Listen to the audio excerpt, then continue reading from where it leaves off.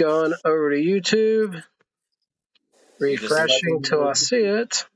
When to give the spiel. I actually going over to YouTube. We are live, my man. We are live. Welcome to the after party, Saturday nights on the YTPC. Captain Burley Slice and I just finished recording the newest episode of Brothers of the Pipe podcast, where we revisited Freiburg and Traeger Cup Blended Plug, which we actually reviewed back in March of this year. But this tin had, 15 years of age on it from 2011. Look at that. It's a salty looking tin. I was worried, square tin, that it may have been compromised. It arrived here in immaculate shape, and that's a big thanks to East Texas Pipe Club for gifting us that. Awesome blend, and we had an awesome time smoking that and reviewing it, so you can check that episode out tomorrow anywhere that you listen to podcasts. That is Brothers of the Pipe. Guys, we have the Urban Hermit and David G in the chat. Gentlemen, very good evening to both of you. Happy 4th of July. Hunter, I haven't told you this, but David G is sending a package, and half of it is for your up-and-coming birthday. Oh, boy. I don't know. I was scared to ask, but, it's awesome to know these guys. I told David G, just being able to call him my friend is the only gift I need from him. But we appreciate you, brother. It's good to see you in here, man. I hope everyone's doing really well. What I love about David G, other than David G himself, is everyone who has met David G has a David G story. You know what I mean? He's that kind of person. He really is. You wouldn't know it really from the comments, but once you get to know him, he's built different. Guys, we got Barry in the chat as well. Happy 4th, sir. Thank you so much for stopping by, guys. It's been a wonderful day. We did the All-American thing here. We grilled with charcoal. I bought some fireworks, all of the fun stuff. It's been great. Watched fireworks last night. It gave me the opportunity today to pursue some more stuff. Had to hunt down some ice cream for my stepdaughter. Yesterday was her birthday. We wasn't able to get ice cream like I promised. And so went to Dairy Queen today, Hunter, and in Fayetteville, can't speak. And their machines are down. They're not serving ice cream on the 4th of July. Dairy Queen not serving ice cream? Yeah, I swear. And we were going to go to the one in Montgomery yesterday, but Montgomery is so swamped. I was like, we're not even going to be able to get in that store. It's 120 degrees or whatever, and this store's being overrun, or this town's being overrun with people. I was like, we won't get in. We'll go tomorrow in Fayetteville. And listen, I have to mention it real quick. You're talking about Montgomery's Dairy Queen. I have to mention this to everyone listening. It is the only drive-through I've ever seen in my life where the window is on the wrong side. Yes, the window's on the wrong side. Dude, I've seen so many people that short when they go to roll down the window and reach over that they let off the brake and they don't have it in park. I have myself saw probably 10 times people start to move forward as they're reaching their arm towards the passenger window because their foot lets off. When they get caught up here snoring, Slinger is in the chat. Carolina Kirk Walt, what's going on, buddy? Good seeing you, man. But yeah, that is the exact thing you would expect from that town. You know what I mean? Yeah, talk about having. It's a backwards town. That goes to show. Angela says the one in Bluefield, West Virginia, is the same way. Maybe it's a design principle. I don't even know. Static Age Show, what is going on, Ninja Man? Cactus Piper, how are we doing, sir? Half these guys I was hanging out with last night, we had a lot of fun. We did some real talk last night, though, Hunter. I was on Walt's channel, so I didn't want to get too daggone carried away. You know what I mean? But it was getting real, dude. It was a good talk. I had a pretty nice evening yesterday. I got home early from work. They let us out kind of early, which was nice. And so, before we had our daughter, I used to smoke in the living room. Nice. Well, since the daughter's here, I can only smoke in my smoke room. And so in the evening, my wife and I don't get TV time like we used to. And my room doesn't even have a TV in it. So yesterday, what we decided to do is move an entire table and TV in and then I was going to sit here and smoke, and she was going to sit in the other chair, and we were going to watch TV, and we just had a TV marathon. We've been watching a TV show called Outlanders, and I smoked my pipe, I drank a used to beer, watch that. watched What TV. season are you on? Season 1, episode 7, I think. That's dark. Yeah, it's as dark as Guinness. I think it's darker. It will not let light pass through, dude. I mean, it is dark. It might be because Guinness, when you look at like the very bottom, it's actually more of like a Coca-Cola with a very light hint of brown in it. Walt Hunter and Dakota, drop your names in my video today talking about a blend I was doing my thoughts on. I'll check it out, man. It'll probably be tomorrow morning, but I certainly will, sir. I will as well. I'm going to take a picture of that right now so I don't forget, and I'm going to talk about this beer. And Dakota's going to send me a message tomorrow to remind me to check that out so I won't forget. And so just because we're talking about blends, I'm smoking my 1989 Savinelli collection, and in it I've got some Cornell and Deal Carolina Red Flake 2025 with Perique. I'm still smoking the 2011 Cup Blended Plug. It's at the bottom, but it's still smoking a little bit. David G says last night was like Patriots Tavern meeting. Yeah, it was like the Green Dragon Tavern before the war. Good analogy. Cactus, how you doing, sir? Gentlemen, how are you? Better than I deserve. Yes, you are correct. We had a lovely conversation last night. But that's productive conversations, man. It was not mean-spirited. It was just open, honest, and sometimes honesty is not pleasant, you know. But it was a good conversation. Well, the dueling with the Wessex Curly Blocks could have been misinterpreted as violence or promotion thereof. But other than that, the wiffle ball bats. The wiffle ball bats. I think that'd be. Dude, what did I miss out on last night? I'm gonna have to go watch. Is it on Walt's channel? I'm gonna have to watch the replay. I showed up late because I'd been out of the fireworks and I'd been in the sun all day, so I was half delirious and I hadn't had a drop to drink, and so I come running in here with a pint and a double pour scotch, and I start slamming that down real quick, and it got lively. It was fun. It was a good time. Yeah, you just gotta watch in the chat. Yep, that's the other thing. I show up on Walt's Live looking at it, and I look under Lukester and it says General Burley Slice. I'm like, oh, good evening, sir. He said he was going to make you do 20. That's right. I need to. After the way I've been eating yesterday today, buddy. Woo, woo. Been eating good, man. Briar and Banners in the chat. How you doing, sir? Let's see. Urban Hermit's having a Missouri Meerschaum legend with a blend called Tearjerker.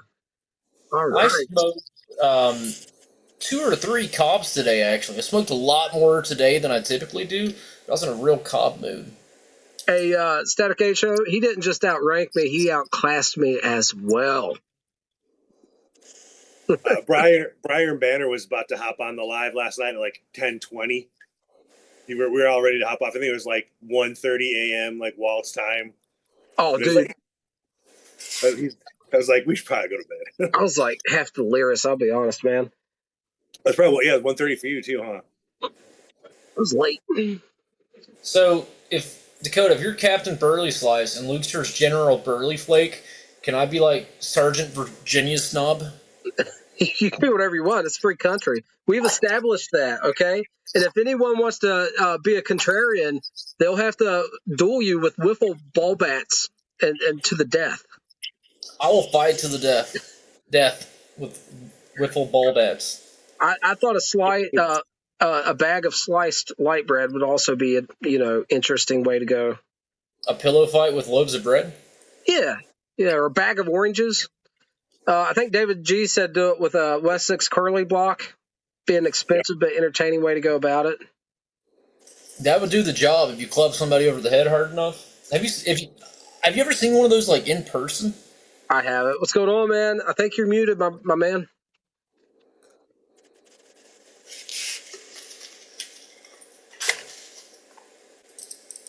Still muted, Hermit.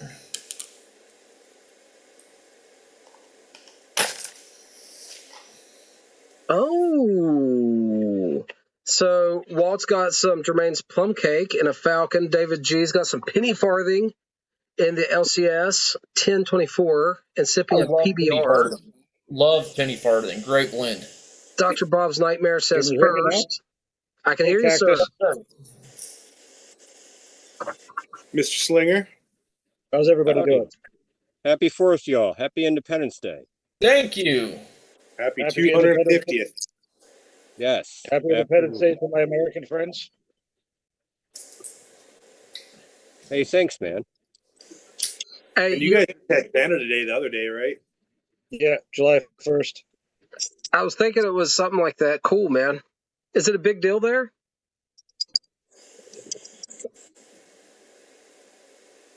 Did what? Canada Day, is it significant there? Oh, hold on a second. I'm getting a screwy setup here. Can you hear me now? Yeah, we can hear you. Can you hear us? Yep. Okay. So, Yeah, they did fireworks. Yeah. So is Canada Day as big of a deal in Canada as the 4th of July here is in the U.S.? Yeah, we do fireworks and everything like that. It's a day off for us too. Everything closes. Okay. Cool. Sounds so. So it's just like 4th of July. And in fact, where I used to live in the Sioux, they'd watch the Canadian fireworks, and then when they did the 4th of July in Sioux, Michigan, we'd watch their fireworks because it's right there, right across the river. Nice. I love we'd 4th watch of the July fireworks. myself. I'm a big fan personally. Although I'll be honest, guys, Anyway, this fireworks display at 10 at night was the hottest I've ever been at nighttime. Maybe out of not just on the 4th of July. I mean, just I sweated continuously. It was insane. Was the Captain Burley Slice hair pomade melting? No, dude. Listen. This stuff, I went swimming with it, and I don't put a lot of it in. I went swimming 2 weekends ago whenever I got sunburnt, and rest of the day I didn't even have to reapply. I was just ran a comb through it. Baby, I was good. Quality product. It is. It's good. Water just beating off and parting way before your head. It knew better, Slinger. You know what I'm saying? Yeah. Hell yeah. Hey, Hunter, Slinger recently just tried the Celtic Talisman, which we're all big fans of. I don't know if you want to call that an aromatic snuff. That language's not usually used in that world, but if we were, just so everybody knows what we're talking about, that has to be my favorite aromatic nasal snuff. Very like cherry vanilla. Yeah, it reminded me of cherry soda or maybe even Pez candy a little bit. I think Pez. It had that softer note. I think Pez is a pretty good one. It was a lot finer and drier than I thought it would be, too. It's easy to take, though. It is pleasant. It's good. did they make a pipe tobacco called Celtic? They did. It's out of production. Sammy G had an aromatic accompanying tobacco, and me and Hunter always wanted to A/B test them, and we wasn't able to. What we was able to do was A/B test 1792 Flake and Elmo's Reserve, which is the same blend in pipe tobacco and nasal snuff format. How'd that compare? It was really cool doing them both at the same time. Complemented each other very well too. They both had Tonkin bean, and you think it would be like overkill, but when you take the nasal snuff and then continue smoking the pipe, it actually like further develops the flavor and kind of opens up these subtleties you wouldn't get otherwise. The two really they worked well. It was cool. And it's not more the same, even though it's the same blend, with it being expressed in two different ways. One of them being combusted, one of them not. The flavors expressed completely differently. We were both, before we did that episode of the podcast, me and him had both did the snuff and the pipe tobacco, and we were familiar with both of them. And they're both fantastic. But when we did them together on that podcast, it really was something special. Yes. That's cool. And don't worry, guys. I didn't say anything bad about you guys. It was just I was talking about the blend that I was smoking today, Tearjerker. Yeah. It would be right up your guys' alley. Okay, I'm looking forward to it. I did take a picture of chat where you mentioned that, and I'll see that tomorrow. And I'll go check that out. Larry is in the chat. What's going on, brother? Hope you're doing David well. G, I apologize. I forgot to say his name in it too, because it'd be right up his alley. Okay, Rickson's in the chat. How are you doing, sir? I know he probably hates me for saying that, but that's just what clicks, and I can remember it. I'm so sorry. Great seeing you in here, sir. I hope you're having a wonderful day. Larry, And Sword, if I saw I your post about the snuff going to Arizona. What's going on there with the post? They're not shipping snuff to Arizona anymore? Nope. Or No holy. snuff and no whole leaf. Sorry to hear that. Yeah, Yeah, that's it's kind of lame, it's man. just weird. Revolution. It's time. Yeah, I'm ready for it now. The thing that radicalized me was they stopped shipping snuff and whole leaf to Arizona. As soon as you got into snuff, I think Slinger Yeah. should go for office. I received my first order of snuff, and then literally like a week later, that whole note comes out. that's why I told you after you sent me that message Look or what- that yeah, look what screenshot. I you've said, done, "Look what yeah. you have done." Good to see you, Larry. Hoping you're having an amazing 4th of July. I can't believe this many people's on the night of the 4th, guys, but it's so good to see everybody in chat and in video here. It's quite awesome. Well, I found out here in Canada, we're not allowed to mail anything to Austria, Ireland, Spain, Italy, I think Czechoslovakia, because of taxes and duties and stuff. Wow. Because people are lowballing what they're sending out to people and stuff, and I guess they're those countries said nay. can you guys hear the fireworks that just went off in the I heard a background? little bit of it, just a little bit. Yeah. Okay. Hey, Cactus, you said you've had this Samuel Smith Russian Imperial Stout before? It's been a long time, but I have had it. Oh, it's over the top. It's very flavorful. I really like it. It's expensive here too, but I really like it. What's the like 9% Imperial Stout? Seven ABV. Oh, Flavor, 7%. yeah, it's 7%. And the flavor is 100%. I was going to put the glass on the floor and left the empty bottle on my desk. That makes sense.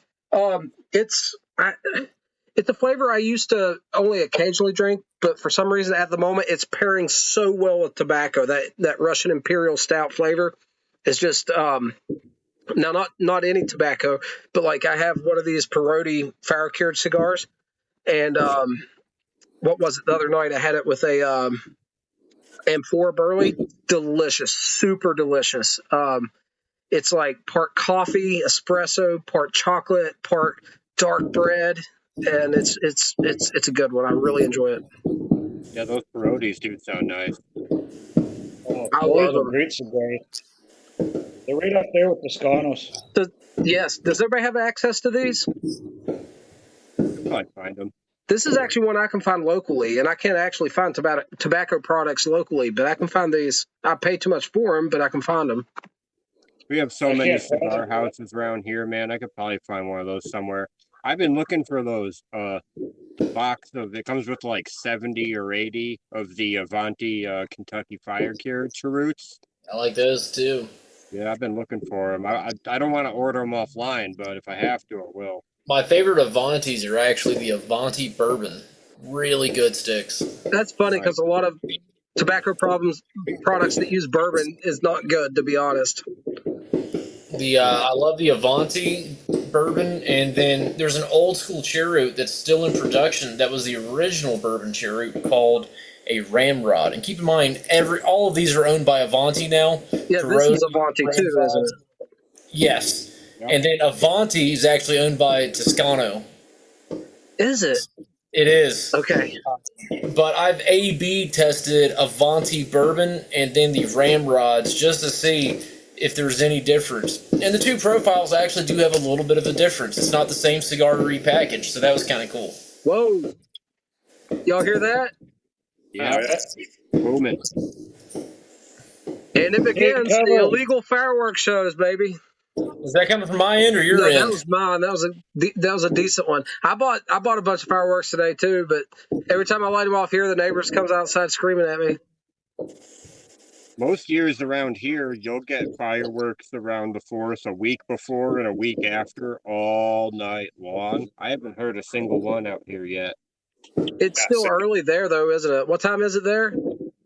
only 6:30, but I mean, still, it's still around the time people start at least popping a few off usually. Yeah, 9:36 here, and they are starting. Yeah, I bought a bunch of fun stuff today. We'll probably get into some of them tomorrow. Not all of it's stuff that makes a lot of noise and stuff. Some of it certainly is. I bought some really big rockets today, so they're screamers too. Get some of those charcoal pucks that turn into snakes. Oh yeah, I bought some of those today. I love the small stuff too, man. I got the flashers. I got the twister, the butterfly whatever they're called, spinning twisters. A bunch of regular small size bottle rockets, so like a whole pack of that and a whole brick of regular firecrackers as well. I'm a little kid at heart when it comes to fireworks. I like the big stuff, but a lot of the little stuff can be fun as well. Mm-hmm. They set them off here in my town. They set them off at the ball field for July 1st. But it's been so dry out in the bush, I wouldn't even attempt to try setting something out in the bush around here. You'd catch fire real quick. Dr. Bob's Nightmare says he's got the fireworks snitch hotline. I'm a Karen this year, he says. Luxer says he's in the pool watching fireworks. That's awesome. First person smokers in the chat. What's going on, sir? Hope you're doing well.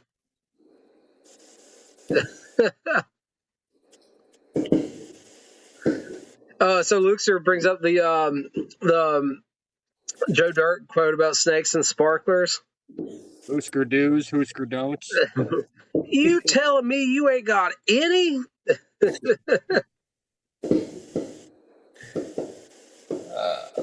And then the Indian guy's like, I like snakes and sparklers. It puts the lotion on the skin. Got the flu on me. So many The septic tank. I'm going to blow it. Piper Okie, what's going on, buddy? Parade of Horse Show is over for the day. Washed and tack put away. Now time for barbecue and drinks. I did the barbecuing earlier. Hope the horse show went well, man. That sounds like a lot of fun. Yeah, so my neighbor's setting off fireworks. Illegal as hell, but everybody knows about it and they're like totally cool with it. He sets off like $20,000 worth of fireworks every single year. Oh, damn.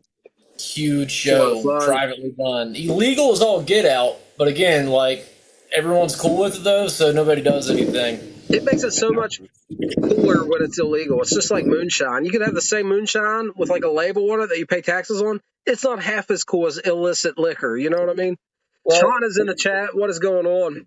Dakota, I will never shoot fireworks off with you again, at least not at your place, because last time we did, I thought we were going to jail because of in proximity to the building next to your house.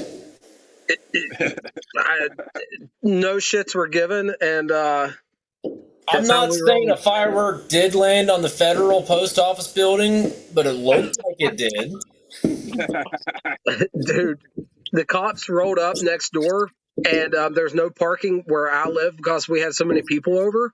And so when the cops pulled up next door, I was like, here it is. He came for me. So I just went ahead and walked over with a smile on my face and was ready to bullshit my way out of it. And he's just like, nah, he's like, I had to stop here for something different. I was like, you want to touch one off? He's like, what do you mean? I was like, you want to light one? He's like, nah, man, I better not. You just got to lean into it, guys. That's how you get out of trouble. Okay. Well, I remember there was that time we were shooting slingshots, I think it was guns at your first house up on Conley Hill across the street or something. And just as we were, the cops rolled by. Yeah. Yeah, that happened. And just total coincidence. Oh, dude, I've had so much random stuff with cops happen. I'm not someone. You're not kidding, because we don't. We do this every Saturday night. Dakota and I actually don't get the chance to see each other very often. It's once every couple of months, to be honest. And over the years, I've had a couple close calls with police being around you that I wasn't even affiliated with. They just happen to pop up out of nowhere whenever you're doing something shady. Dude, I've got zero fears of cops. I break a lot of laws, but they're all, well-meaning. It happens. I told y'all about my poaching story. That was a classic. Lukester says that I ought to booby trap my license plate with M80s. That's not a bad idea, actually. Piper Okie says in Texas, you can legally make 10 gallons of moonshine for personal consumption. Well, that'd get me through the weekend for sure.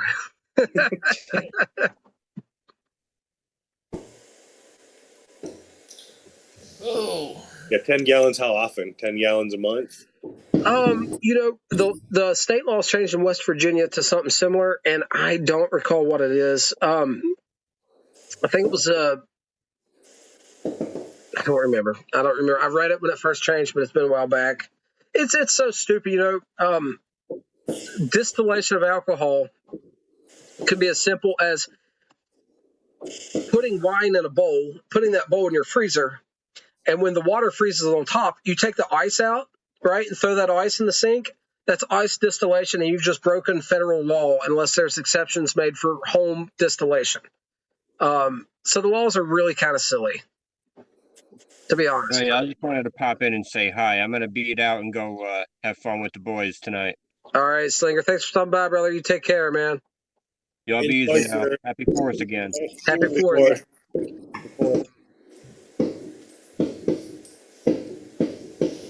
That is Cactus. That is how you ever hear of someone calling a drink an Applejack?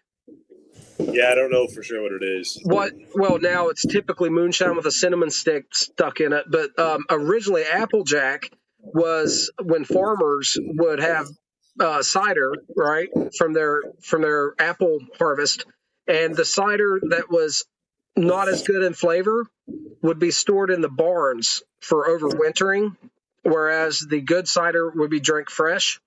And over winter, the hard cider would freeze, and they would do ice distillation. Every time the top of the barrel would freeze, they'd remove that ice, and which is just water, and it would concentrate the alcohol level down.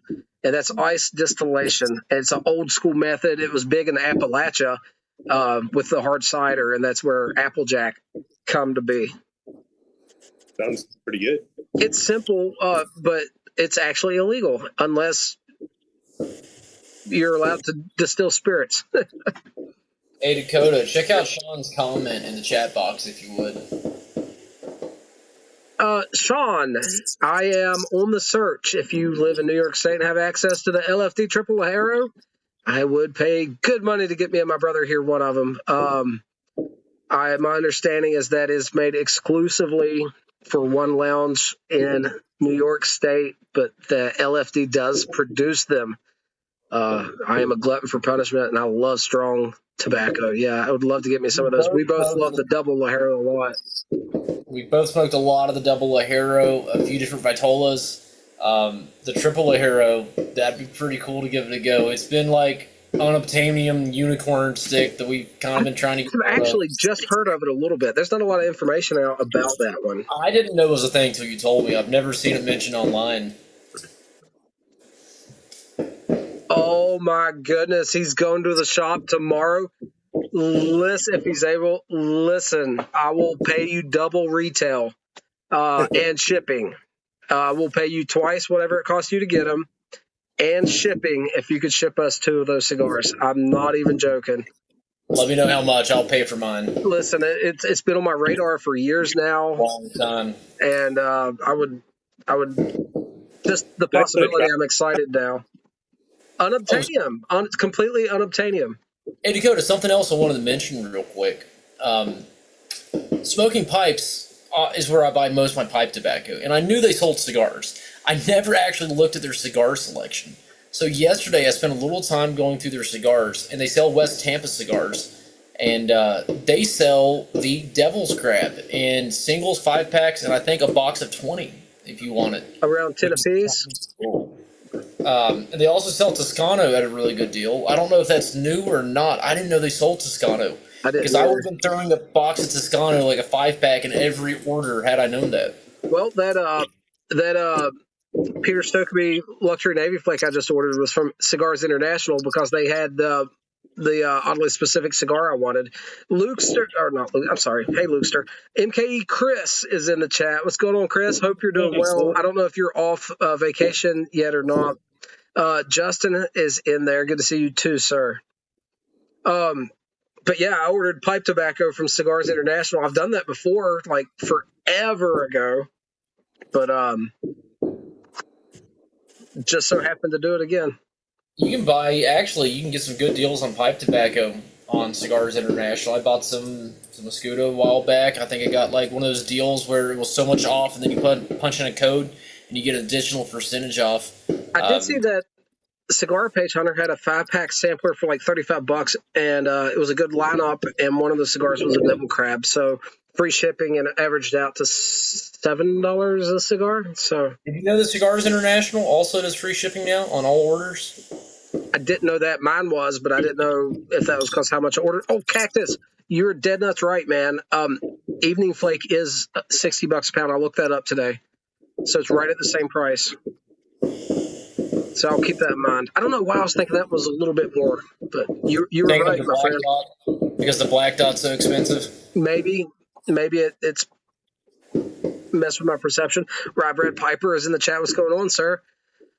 Smoking Pipes just did a video, new Toscano, formerly only available in the EU. Okay, Dr. Bob, I have checked that out. That sounds incredible. Pipes and Cigars has all kinds of shipping problems when I buy from them. Yes, they do. Doc Watson, what's going on, sir? Good evening. Enjoy some Old Joe Krantz and the Bull Moose. Hey, I think that was Doc Watson that just restored a Bull Moose, man. You guys, Doc Watson, let me know if you care if I show off your pipe there, and I'll pull that up on Instagram. He has the coolest old pipe. And if he's got that full of Old Joe Krantz, that's a stout load, man.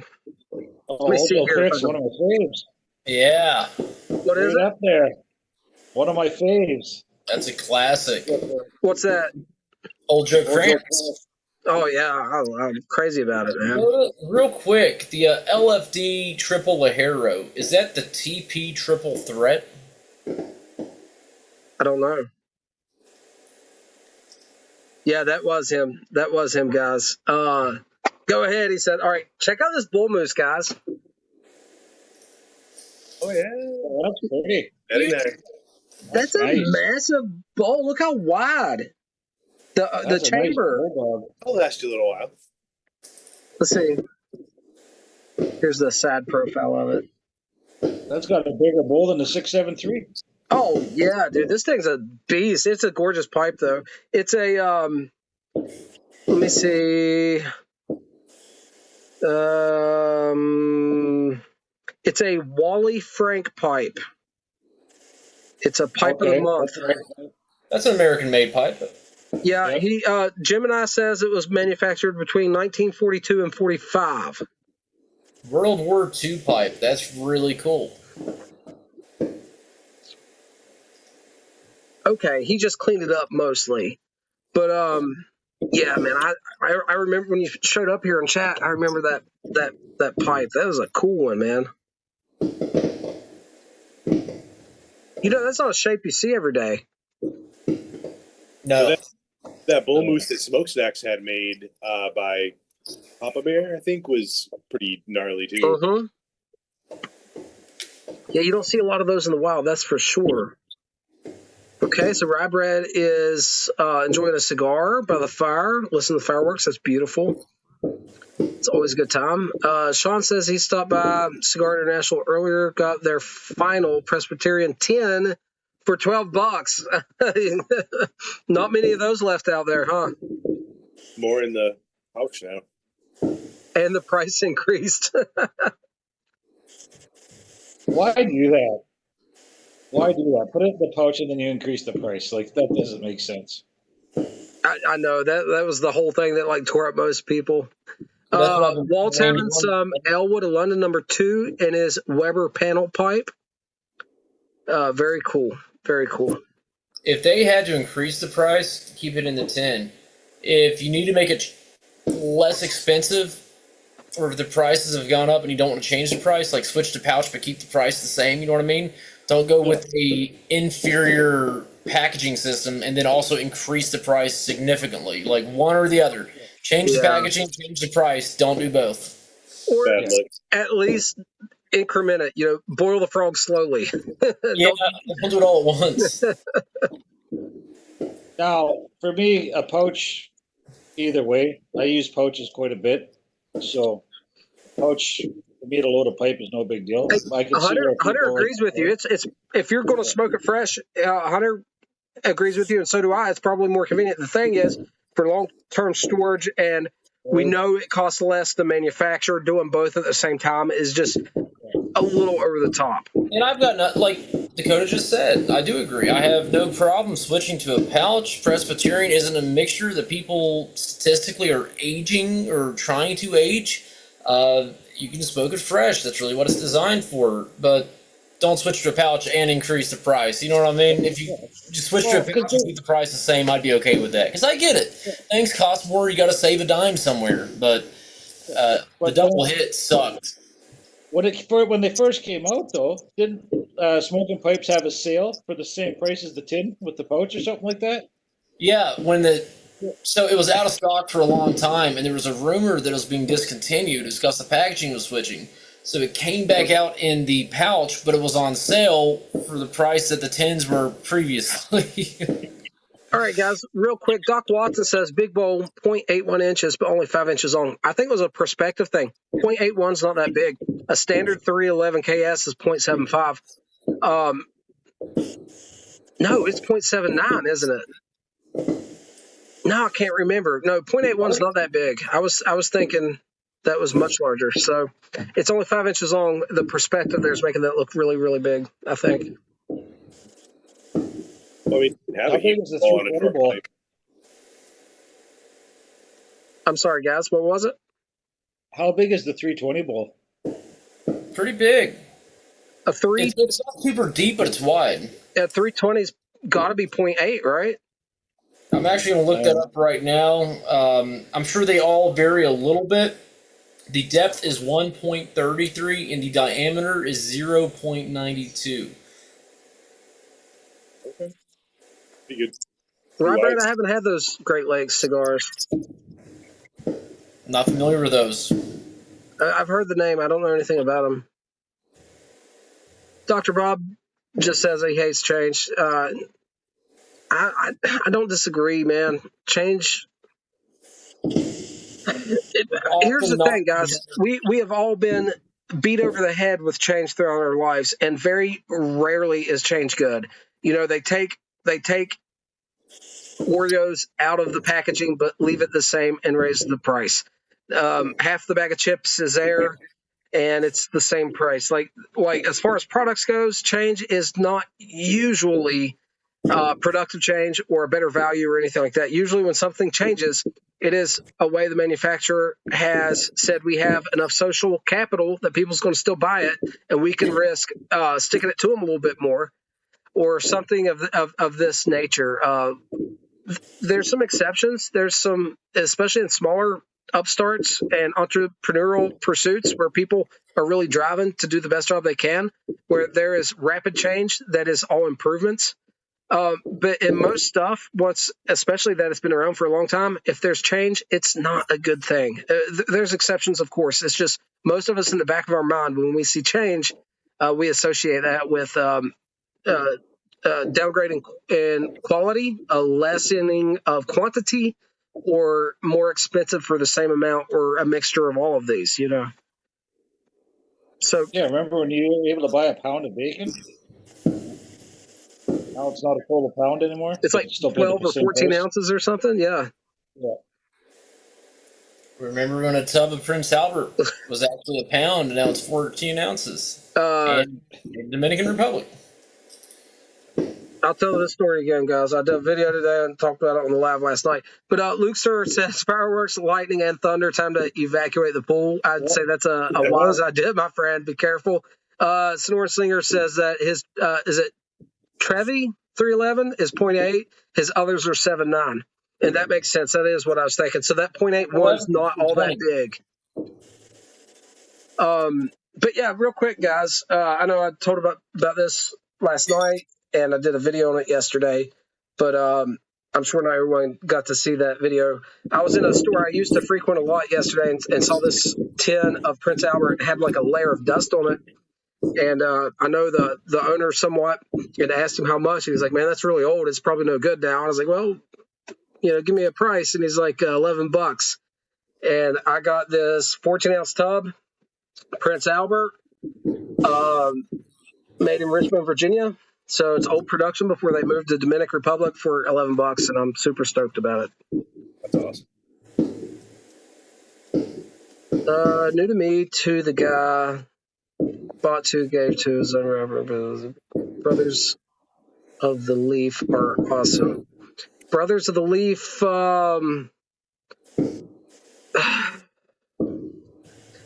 I found out about them when we were looking up podcast names, Hunter, and I can't remember who that is. Was that a podcast or a channel? I don't remember. It's been so long. Brothers of the Leaf? Yeah, no, I come across them. Is that a pot thing? I don't remember what it was, man. Oh, that was the bar. Yeah, that was the lounge. Yeah, that's right. That's what that was. I couldn't remember what it was. That was one of the names we were talked thinking of. about that as the name, and then it ended up being a cigar lounge bar somewhere with that name. Is it a cigar bar? Is that what it is? I've got it right If it's a here. bar and a lounge, that's kind of bad definition. I would love to have access to something like that. Cigar lounge and social club, and it most definitely has a bar. It is in Orange County, New York, and I don't know where Orange County, New York is, but it is in the state of New York. Guys, this is my lounge. This is my local lounge right here, and I come every Saturday night, and I'm thankful for it. What I love about this lounge is they always have my favorite beer, Guinness. I had to say it. If I ever get rich and win millions of dollars, I'll have a lounge built in your neck of the woods. Okay. Hey, I'll hold you to it. So if you fall and face plant on the winning lottery ticket and it sticks to your forehead and you become that guy, I will remember. Okay. West of the Hudson River. Hey, Palmera Products is in the chat. Hey, Johnny, how you doing, buddy? Hey, Palmera Products. Fellow Canadian. Yes, sir. That has good stuff on his website. So if you guys get a chance to check it out, please do. Go ahead and plug it. I don't know if I'd get the URL correct. Palmera Products. Yeah. Just check out his website at Palmera Products. It's .com, right? .com, yeah. Yeah. Okay. Good deal. He says, "Happy 4th to all." Thank you, sir. Q the Piper, what's going on, brother? Good to see you in here, man. How are you doing? So, Chris is flying back late tomorrow, Monday in the AM. All right, he's had a cool vacation from what we've seen. I'm so excited for him. Hopefully, he's recharged his batteries and got to spend some real quality time with his family. I'm excited for him. Like 2 weeks. Yeah, I think so. Yeah, at least it's had to be because it was a weekend before last when he was on the boat, right? On the live. Chris is an awesome guy. I'm glad he gets to take like 2 weeks with his family. That'd be so cool to do. The Rye Bread's having some rum and ginger ale. That's an interesting combination I've never had, but it might be good. No judgment. I've never had it. Don't forget, Cactus Piper is doing his giveaway too. He is. Everybody go check that out. I need to do a news segment on my channel, and just every so often where I can, but I have to make sure I get the details right. Mention everyone that has it ongoing, giveaway or something like this, and could announce new blends and stuff, or have it a segment of the podcast or something. But like Jonathan Sowdog the other day, dude, he was upset about his little goof up, and it was such the smallest little thing. But I know where he's coming from, man. No one wants to get stuff like that mixed up. But it was a nothing burger, right? It was the smallest little thing there. Yeah, oh, yeah. Yeah. He's just that kind of guy, man. Listen, when I met Sowdog in person, dude, his presence is different in person than his online personality, man. I got nothing but respect for him, and it might be his career experience in law enforcement, but he has a commanding presence in a respectful way. He's a great dude. I really think the world of him. Maybe someday I'll get to meet everybody in person. That'd be nice. Dude, I'd love to meet all of my friends on here in person, and I'm fortunate enough I've met a lot of them, and it's been incredible. I'm not joking, it really is. Q Piper's having some Chelsea Morning and a Peterson Dracula from Smokestacks. Awesome, man. Smokestacks is the dude, man. He's like the Santa Claus of pipes at the moment, it seems. Doc Watson's got 2 lounges near him. He don't like as much though as they were ventilated. The cigars overpower the pipe tobacco. Yes, yeah. Me and Hunter went to a pipe event at a lounge. A one-off thing. The only time I've been to that lounge was for this cigar event, and there were so many people smoking cigars. Dude, my eyes were bloodshot for 2 days afterwards. It was intense. It might be a little loud on my end. I think they're having the grand finale outside. They're doing it here too. We're just going to have to bear with it. Brian Moore's doing the 4th of July with the wife, but wanted to pop in and chat for a quick hello. Smoking Warped King's Stride in a James Russell Estate Billiard. Absolutely delicious, balanced, and complex. Brian, I'm not familiar with that one. I'll have to look that up, but that does sound delicious. Let's see.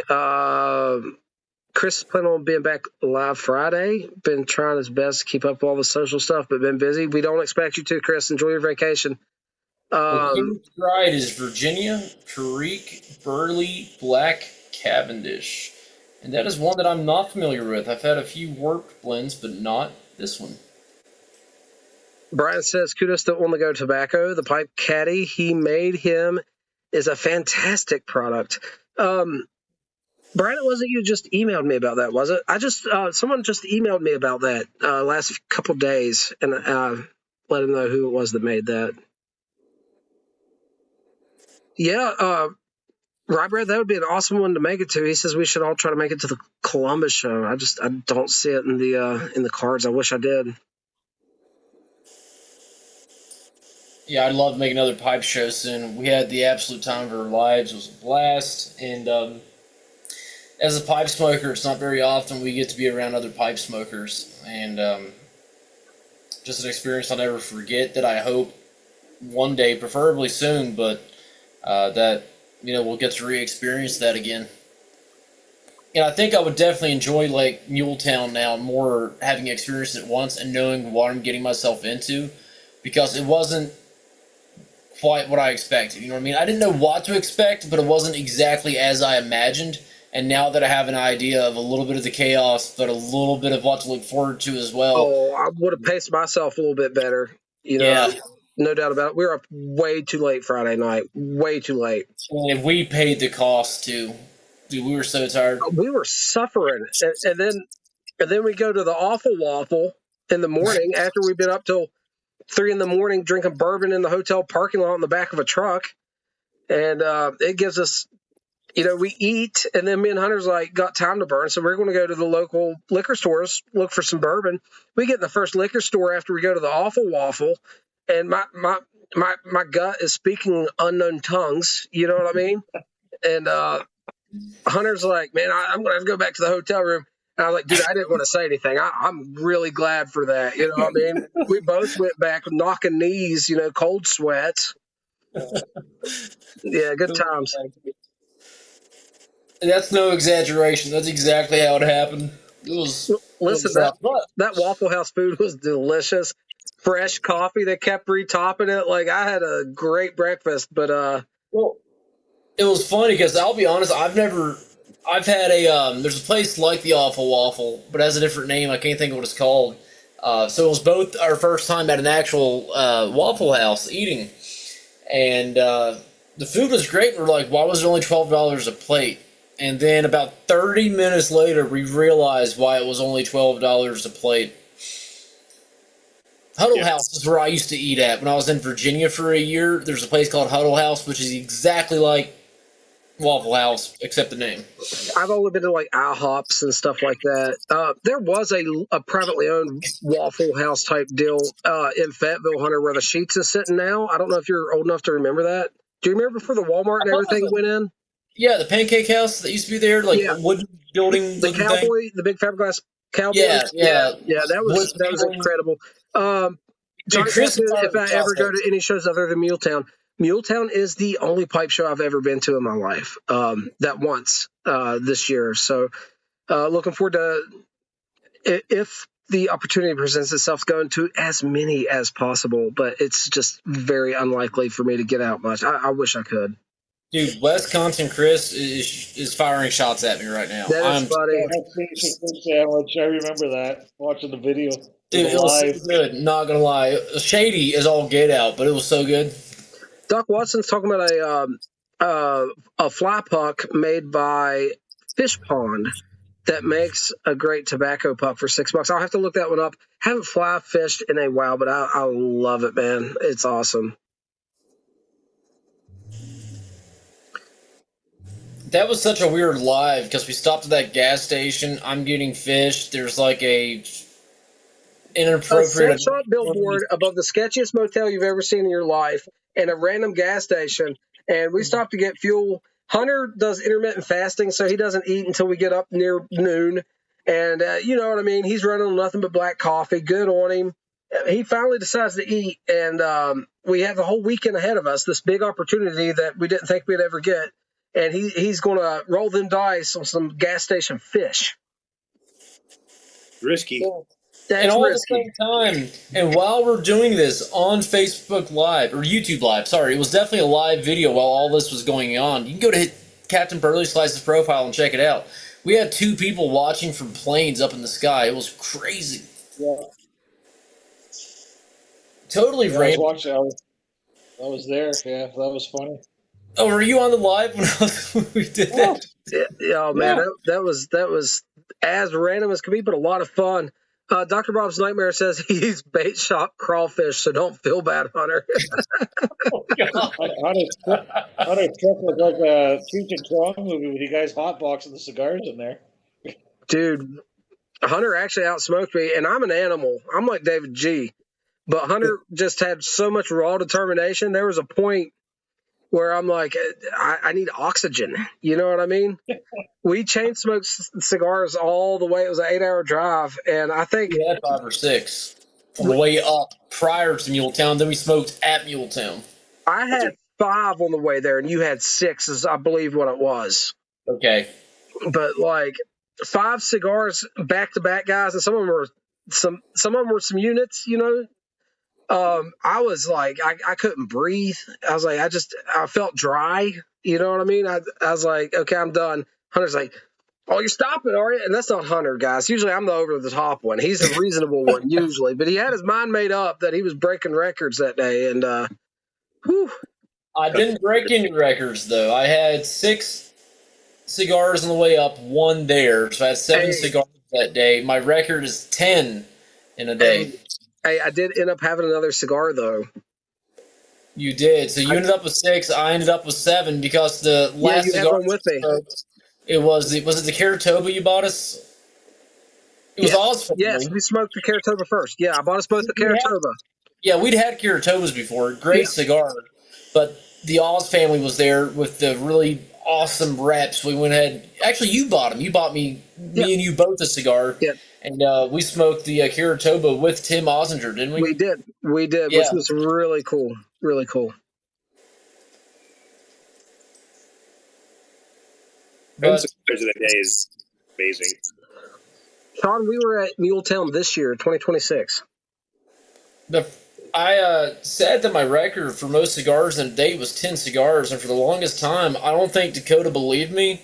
I think he believes me now. I'm not for sure, but Here's the difference, okay? Hunter can own 20 cigars, and those 20 cigars will last him 5 months. So, I don't know, something reasonable, right? Make up some kind of timeline.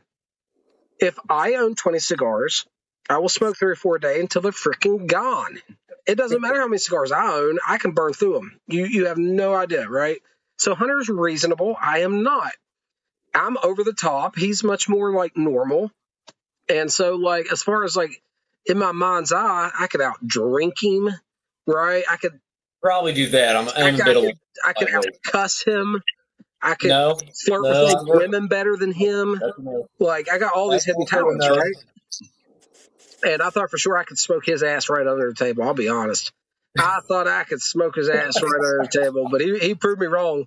He certainly did with the cigars. He could have if he wanted to, but he wanted to enjoy the rest of the evening, so he let me have a win, as That good is big brothers not do true. occasionally. Not true at all.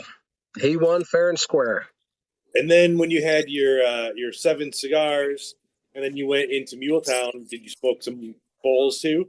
It didn't stop. Oh, I don't even know yeah. how many that even Friday. I have no idea how many pipes I smoked.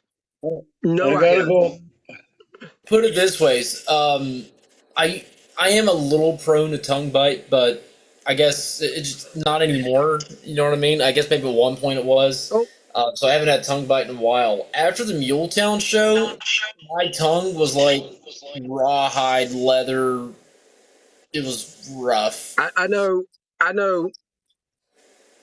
After that 6 or 7 cigars, day one on that Friday, I had 2 or 3 blends just from Lukester that I tried. I know I tried Bison Burley, and I know I tried Rougarou just on that Friday. In addition to what, dude, Walt opened that symphony that day, right? Friday night. Yeah, so I had, man, dude, I bet I had 15, maybe more, just on that Friday. And that's after Absolutely. 6 cigars. It was insane. There's no other way of putting it. It was wild. And then to top it all off, Hitler was there. Sorry, I had to say it. We did meet Hitler. I was thinking it was a pizza dream after the fact because everything was kind of fuzzy, but no, Hitler was there. Hitler liked Dakota's hat real well. Hitler complimented my hat. That's true. I think didn't even know what to say, man. I was trying to be polite. I was like, thanks.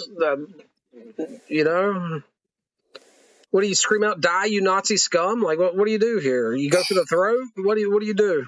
Yeah, throw punch him. Yeah. Where's my wiffle ball bat? Yeah, I saw that guy dressed as Hitler, and my anger went from here to here. You know what I mean, dude? It was terrible. I didn't get angry, but I was like instantly like, okay, he wants to be seen. I saw you. He was making a statement. He was no doubt. absolutely. But what was it? I agree. Was it he Jimmy agreed with He got Hitler? rejected from art school, so he decided to look like Hitler? Was that his protest? Like, See, I have no idea. And why was the Ladisi guys hanging out with him? The Smoking Pipes guys. That's what I want to know. dude, he was at the great round table of pipe smoking with Deshane Ireland and everybody from Ladisi. Like, he was I'm in not name dropping anyone, Oh, but it happened. It freaking happened. Can we say Ladisi? I said Ladisi. I said Ladisi. He was at the Ladisi table, we'll say. We kind of were too at the other end. We were too on the far end of it, but not next to. Did you get a nod from him? A nod, like a little He acknowledgement. complimented my damn hat, dude. He's like, "Hey, man, love that hat." And I'm like, you know, what irritates me? I went through every photo of Muletown I could find online, and there's a lot. He never showed up in any of the pictures. He was there, though. Everybody talks about him. No one has evidence of him being. You can't get Satan on film. That's not how that works. I mean, I would purposely avoid it, but I wish I would have snuck a photo real quick. I should have. So here's the thing. I'm not going to say who it is. One of our friends who is very much so, his livelihood is within the industry, right? And so it wouldn't take much to figure out who I'm talking about. I asked him about him. He's like, maybe he just likes that mustache. And I'm like, and the hair? And the shirt? You know what I mean? Nah. Yeah, He wasn't going for Charlie Chaplin. I can promise you That's he right. wasn't. It wasn't a Charlie Chaplin lookalike. He's going for a specific look. He nailed it. He did good, if that's what he was going for. It was, I don't know, oddly specific and random and weird. He's local to the area, though. So a lot of the local people knew this cat. He's like a known integer in that region. I, I don't know much more than that, but yeah, it happened. It really happened. But other than that really odd experience of that, yeah, Muletown was freaking awesome. It really was. I hate that it was so far away for us, but so glad we got to go. And I mean, yeah, what can I say? It was a trip of a lifetime.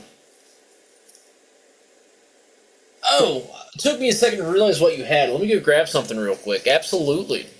He's using his ESPN. David G. This is not Rustica, by the way. This is the Viking Dark. David G, let's do some stuff. Cactus, I don't know if I asked you, and I've been wondering for the last hour. What cigar you got, my friend? Oh, I just took the label off. It's a Olivia V. Melanio. Fantastic stick. I like the original V better. Everybody likes the Melanio better. I like the original V better. The Melanio is a lot more like, it's decadent and a little sweeter and more caramel. This is the Maduro. Okay, they're fantastic. But the original V for me, I like it better. Most people would disagree with me. But the Melanio is a fantastic cigar. And you can find them for decent prices at times, man. You really can.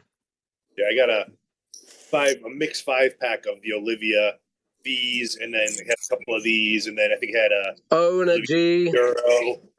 Had a variety of goodies in there, and it was reasonable. Dakota, I've gotten so many 10 packs. I've gotten 10 packs of those for $20 free shipping. I haven't seen them in a while at Cigar Page, but that was one of the things that turned me on to those. So I got something a little different today. What do you got? This was in the pouch that I found that had the Red Bull in it. I didn't realize this was missing with the Red Bull. I can't even pronounce it, but the really good German stuff. I don't And have this that. is German made. It was recently acquired by McChrystals, who, from my understanding, is doing a great job of reproducing this. They took on the production staff from Bernard's. Bernard, that's right. From Germany, and they helped them work out the production of it. But this is the original German Swiss Bernard. The warning label is in German. David G says he's got the Rustica ready, standing by. He doesn't want none of that. He's like Joe Dirt again. He don't want that pussy skull stuff. Ain't that what he said when he was a kid at the beginning of the movie? I think so. There's so many one-liners in that movie. I can't keep up with it. My favorite is Beyond Your Sister line. I don't know if that was Joe Dirt or a different movie. Listen, I'd love to go to Columbus, man. I really would. I wish Chris could have made Muletown. That would have been fantastic. Totally understandable why he couldn't. I'm not giving him a hard time. I was going to try to make Columbus, but that's the family vacation this year. Yeah. No way. So have not been to Richmond, and that got canceled for this year, correct? One of them just got canceled. Yeah, I think it was Richmond. All right, Hunter, David G. All right, wait. Let me put my pencil in my hand so you can see it. Now, the German stuff is it's easier to take a little bit more of it than the real dry stuff. Yes. I can't. So it looks like a lot. It's not. All right, cheers. Oh, it's beautiful. It's lovely. I don't remember that exact one. I know I have it. The black one with the same guy logo and gold is my favorite. And then this one here is one of Bernard's that's mighty good as well. This one's a very popular one. I just cannot pronounce the name. I'm not even going to try to. This might be my favorite one. The aroma or flavor, whatever you want to call it, the experience, it's absolutely incredible. It's this deep, rich, earthy, chocolatey, tobacco, fermented, everything you want, and it's right there. And it's so smooth, even though it's very coarse and on the moist side. You would think that would make it more difficult, but it doesn't. That makes it very easy to take. It's very counter to what you would expect. For me, there is one downside. It ends up making my nose run every time, and I have to blow that stuff out. I could, like this African dark I just did. If I just do a little bit, I have no need to blow my nose. I will wait until whenever I feel like I need to blow my nose to blow my nose. That stuff, 15, 20 minutes maximum, I have to blow my nose. Absolutely have to. But if you guys have 3 minutes to spare at some point this week and you want to go to Laugh, YouTube German snuff taking competitions. It'll be the craziest thing you've ever seen in your entire life. Guarantee it. Oh, so Chris says, update, Richmond was canceled. Things are not looking good for that show, unfortunately. I hate to hear that. Luxer says, I don't want to misquote him here, you guys should put it on your tongue, then retro hell it out your nose.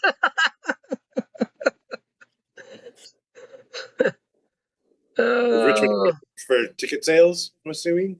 I don't know. Let's see if that Don't know works. exactly why. Having a venue can be an issue for a lot of this type of things when you're doing planning. Doesn't work.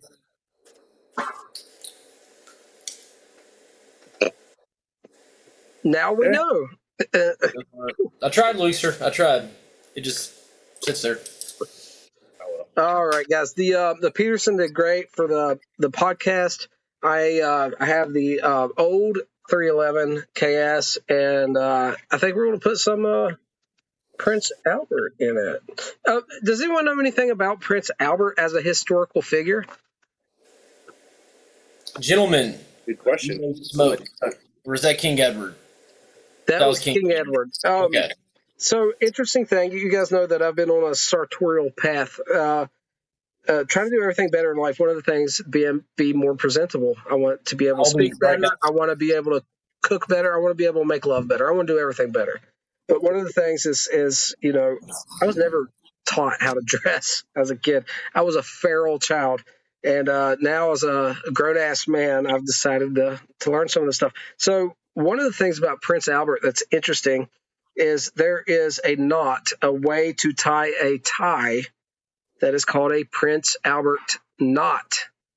And I never knew of this, and there's a reason for it. If you ever had the main tab of your tie too long, you can do the Prince Albert knot to shorten it, which is interesting. I've known people to have that issue with certain ties. So it can also make the knot present and stand a little bolder. But yeah, random little, not really connected, but shares the same name factoid here. Interesting. Hey, Tom. Tom says, you dipping into my tub? Buddy, I got you. I'll send you some. You know that. Boom. Too bad it wasn't the Carter Hall pre-change. That would have been for $11. But Prince Albert's a close second for me. It's not quite the same, but it's a close second. I do enjoy it. Cactus, you had all the old Codger over-the-counter blends like that? Yeah, I'm doing Granger for Paladin's Challenge. I like Granger. Now, I did not smoke Granger until maybe late last year, earlier this year. I was gifted some. I never had any before. I've never seen it on store shelves. I've seen half and half, Carter Hall, Prince Albert, and then some of the flavored stuff. But I'm just talking about the non-flavored stuff in person, right?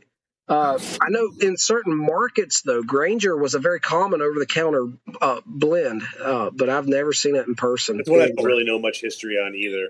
Yeah, I like it, though, by the way. I really enjoy it. Someone mentioned to me when I made a video or mentioned it a while back that it was very vinegary to them. My sample, and I had a bunch. I split it with Hunter. I had a pint jar, and Hunter had a pint jar. No perceivable vinegar note at all. And it wasn't that old. I can't remember the date on it. I ended up giving that saddle Granger. Maybe from 22, 23, something. Yeah, it was like somewhat recent. I gifted what I had left to Saldog because he was interested in trying it. But I thought it was a lovely over-the-counter blend. I really liked it, to be honest with you. Simple. It was definitely post switching from the 14-ounce tubs to the 7-ounce mini tubs. Correct.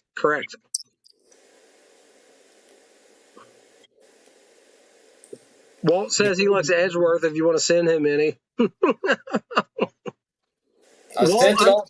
All I got, unlike bud. you, I've never had the pleasure to try it, my friend. I traded Walt all of the Edgeworth match I had. It was really good. I think he would like it better though. I wasn't smoking it, so I told him I'll trade you 2 parts Burley for 1 part Virginia. So Wait, whatever wait, I wait, said was wait, like wait. I do have some Edgeworth match that you gifted me, like a small sample. I did try that, but I've never had actual Edgeworth. it was good. I just wasn't dipping into it much. I knew Walt really liked the Sutliff match series. We've had several conversations about that. So I think I told him I had like roughly a pound of Sutliff match Burley blends. And I said, give me like 8 ounces of some decent Virginia. If that sounds good. So I'll be sending you twice as much as you send me roughly. And then he sent the 8 ounces of Virginia, and then he threw in like a pound of his own personal blends. So I still ended up coming out ahead. I was trying to make it a good deal for him, but Walt being so freaking generous that he is, you know what I mean? Sean brings up a great point, but it's a little different. Yes, that was the standard store blend, but it was still from the House of Sobrani. He said, is anyone here aware that Balkan Sobrani was in the same vein as the Codgers way back when? Yes, but it was still a little bit different, right? It So, was UK as well. yeah, Dunhill was a Codger. In store, Dunhill blends at one point would have been considered a Codger blend. You know what I mean? For people local to that retail shop that could shop there. But yeah, House of Sobrani made cigarettes too that were very high class.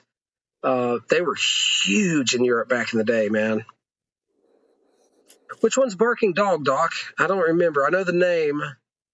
That's just it. It's called Barking Dog. The only match to that's still available, and I don't know how close of a match it is, but it's supposed to be a match, is Cornell and Deal's Junkyard Dog. Well, he says Doc Watson has a bunch of Sutliff match Barking Dog. Yeah, that was just the name of it, Barking Dog. That was one from back in the day. Okay. One thing about these OTC blends, guys, is the smoke output. Well, it's all white Burley mostly. I mean, there might be some dark Burley, but like Cornell and Deal blends is a lot of dark Burley. It's old school stuff with a lot of white Burley. White Burley makes a huge cloud of smoke. Right, but I mean, it takes a flame easy. It's easy to pack. I mean, there's a reason it was a Codger blend. You know what I mean? Oh, yeah, it was made for all-day enjoyment. It's a very simple, unsophisticated flavor. Because if it was too intricate, you get really tired of it day after day, you know? But it's like dry toast. You could have it with butter every single morning and it's good. Why? Because it's not too complicated. You know what I mean? It's made for all day. Sean said he just meant sold inexpensively in large quantities. Well, I think it actually goes a little bit further than that, comparing it to OTC blends of the States. It was inexpensive in large quantities, but it was common parlance as well, that was readily available locally. So, yeah, I think it was a pretty good analogy, Sean. Chris says, Walt, I heard that Joe has an Edgeworth match. I don't know, man. I don't know. I met Joe in person, if I'm thinking the right Joe. That's him. Yeah, and I thought his Wessex Burley Slice match was decent, but apparently, in his opinion, his Wessex Burley Slice has greatly outpaced Wessex Burley Slice. He did a much better job than Wessex. I tried his match to Orly Golden Sliced. As a match, it simply wasn't. As its own blend, though, it was actually really good Virginia blend. And I think he did his own blends a disservice by calling them. Absolutely, he cut his own feet out from under him, because the Burley Slice match, or whatever he calls it, is just a simple ribbon cut Burley with some cocoa and sweeteners. Yeah, and it tastes absolutely nothing like Wessex Burley Slice, but it is not a bad blend at all. Walt sent me a sample of that. That's how I got turned on to it. I like it. I'm not lying. I like it. But his attitude towards it was a little bit. I was unimpressed. I'll just leave it as that. I don't want to be rude. I do like the product. He can make a good blend. I mean, he really does. As a match, just no. But on their own, yeah, it's actually a really good blend. I would just rename it and not call it a match, and then you're good to go. But Doc Watson says Sutliff Match Barking Dog, later known as RLBD, was a match for House of Windsor Barking Dog. Man, I'm going to take a picture of that too and look more up into that, Doc. Thanks for that information. That's the kind of stuff I'm interested in. I like that kind of information. Thank you, sir. Speaking of match blends, I mentioned that Cornell and Deal makes Junkyard Dog, which is their match to Barking Dog, but they also have their match to Revelation called, what's that called, Dakota? I'm losing my mind. Cornell and Deal's Revelation match. They changed the name, but it's supposed to be their match to that. I have some of it in there, and I like it. Cornell and Deal version? Do you? I haven't tried it. Wait, do I not? Unless it's what Dave sent us. No. What do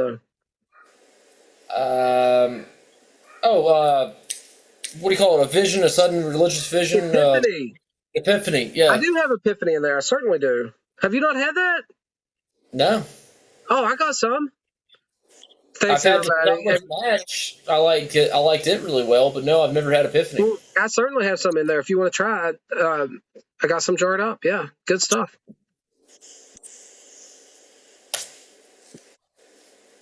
Who made the Epiphany?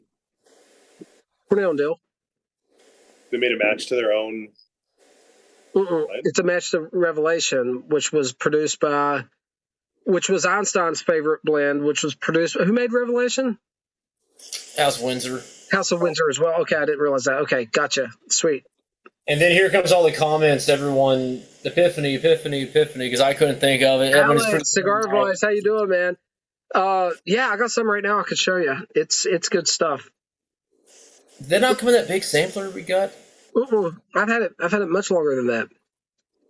They sell it by the ounce. I bought it by the ounce at one point. Good girl. Good girl.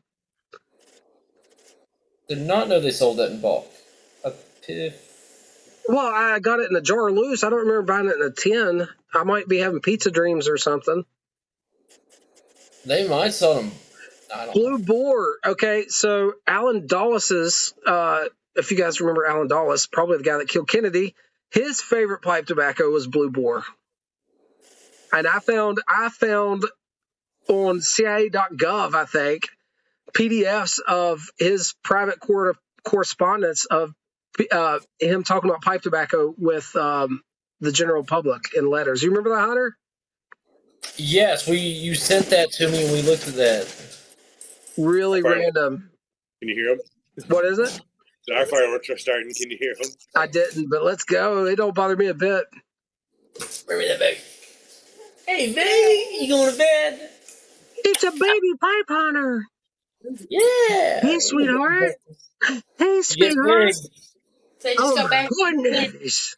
You just got back from swimming. Oh, my goodness. Look, hey there, sweetie. Uncle Captain Burley Slice.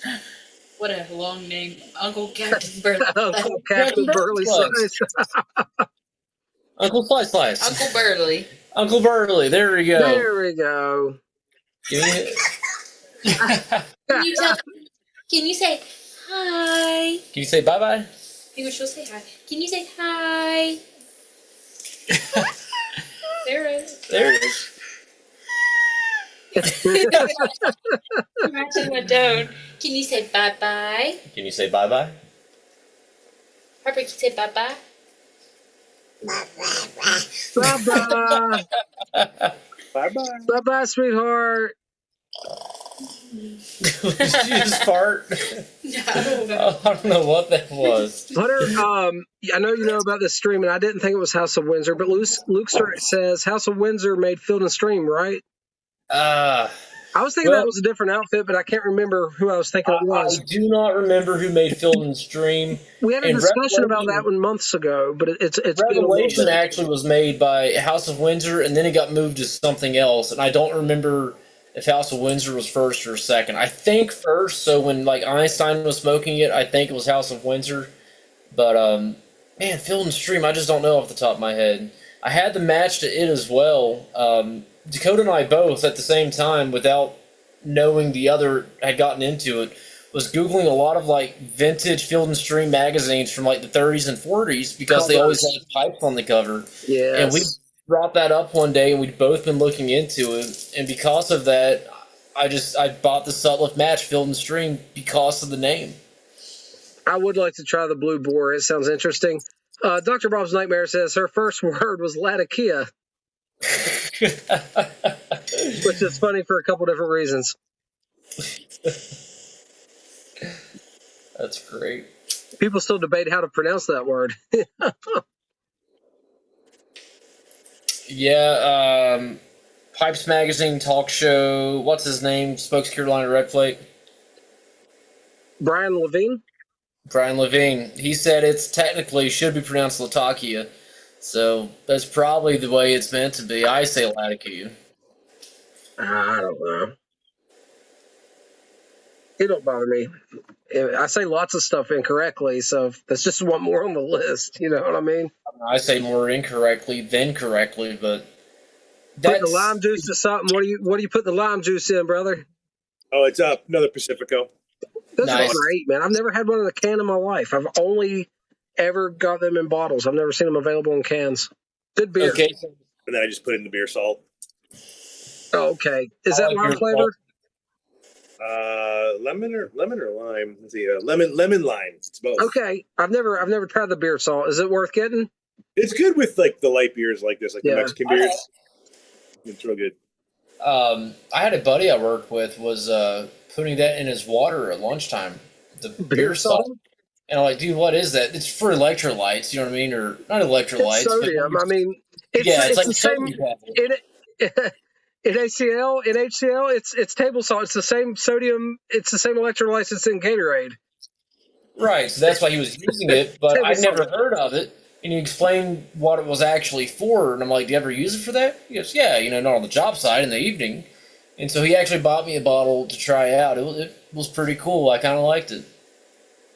Yeah, it's funny. It's like Gatorade. a nice, the salt's like a nice contrast to like the Nice. citrusy. Gatorade advertises having carbohydrates and electrolytes, and the carbohydrates is simple sugar, and the electrolytes is sodium chloride table salt, and it's like obvious, like kind of manipulation, but it's whatever. Salt and sugar. That's your Yeah, carbohydrates and your That's electrolytes. the carbs and electrolytes. Yeah. It's pretty funny. So, speaking of the pronunciation of Latakia, we've mentioned Latakia, we've mentioned Latakia. Is there any other pronunciation I'm not aware of that you may have heard? Give me 1 second. Robert stopped by House of Banners. He said, "Good evening to all my friends. Happy birthday, America. I'm hanging out with my family tonight, so I'll catch y'all next week. Have a wonderful night with your family, sir." I figured a lot more people would be doing that tonight, but we're having a really good time. Thanks for stopping by. Hope you have a blessed week ahead, sir. Absolutely, man. Sorry, had to put a yawn out real quick. Cigar Vice is heading out as well. Catch you later, man. Oh, no, he's back. He had to step away. Oh, welcome back, brother. Yeah, Philip Morris made Field and Stream. That's right. Philip Morris. That's right. Thank you, Doc. That's Doc exactly what I was okay. thinking of. Yeah, that's right. Because we just looked this up not too long ago, didn't we? Yeah, but I just couldn't remember. It's a lot to remember. There's a lot. There's so many blends to try to remember these minute details of each one. You know what I mean? I feel it, dude. I get it. Dude, I got loopy last night, man. I think I got like sun exposure or something, man. Anytime I stay up late, guys, here's one thing. Anytime I stay up late, because it's not my norm, it affects me, right? The sun just did something to me yesterday, and I had just started drinking when I got on there. But that 2 drinks I had, dude, it kicked my ass, which I did have them quick, but I mean, it was only 2 drinks. But holy cow, man. Yeah, I get it. I don't stay up well anymore, man. When I was young, but not anymore. What is this? That sun does something to me. No, I Very. get it. And everything hits different. Food hits differently. Alcohol hits differently.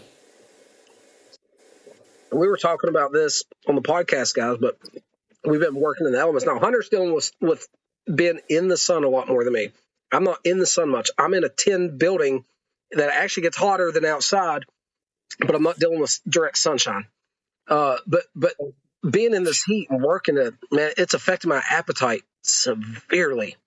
It is just physically hard to eat when you spend 10 or more hours in that kind of environment. It really affects you.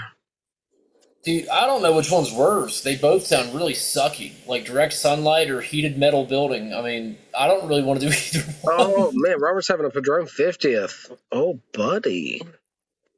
Padron is another brand where you're paying more for the name, kind of like Davidoff. But the thing is, It's I different, love though. Padron, though. They're expensive, but man, there's no other stick like a Padron. I do have a soft spot for Padron cigars. I cannot. 1926 anniversary. So good. I Chef's mean, kiss. that's and this is it. The 64 is really good as well. Yeah. Yep. But the I prefer the 26, 26. 64 is fun, man. Listen, a Padron 3000 series for $10 is fine. Padron makes good cigars, man. you know, that's as good as you're really gonna get for $10. I don't know about that.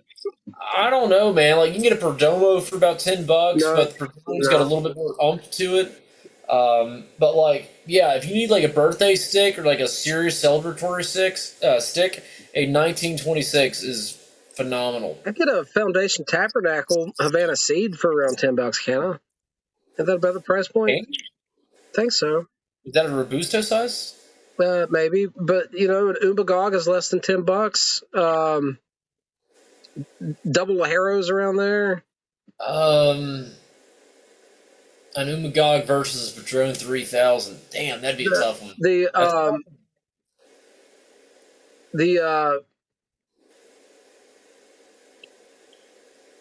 double Lajero, I don't know, but as much as I love the double Lajero, and I'm not saying the Padron's better, but Padron has a taste to their cigars. Like every... Oh, yeah, it has DNA, just like the JFR has Aganorsa DNA. Right. Every cigar maker has that signature taste that's in their cigars. Some of them taste like nothing. Just a Padron, even a 3000, a $10 stick, still tastes like, has that Padron flavor. You know what I mean? Just that unique flavor I really, really enjoy. Which is why I bought the Los Habanos, the Gran Habano. That's what it was. I bought 5 Gran Habano Corojo No. 5s yesterday from Cigars International to go with that luxury navy flake, and it's got a classic DNA to it. It is a wonderful expression of Corojo, but it is specifically Honduran Corojo, which is like really getting into the weeds. But Honduran Corojo can be really fantastic. It's got a certain spice to it that I love. And that Gran Habano No. 5, it's affordable stick, and they're a small company really in the larger scheme of things. But it's one that's like oddly specific that I really enjoy.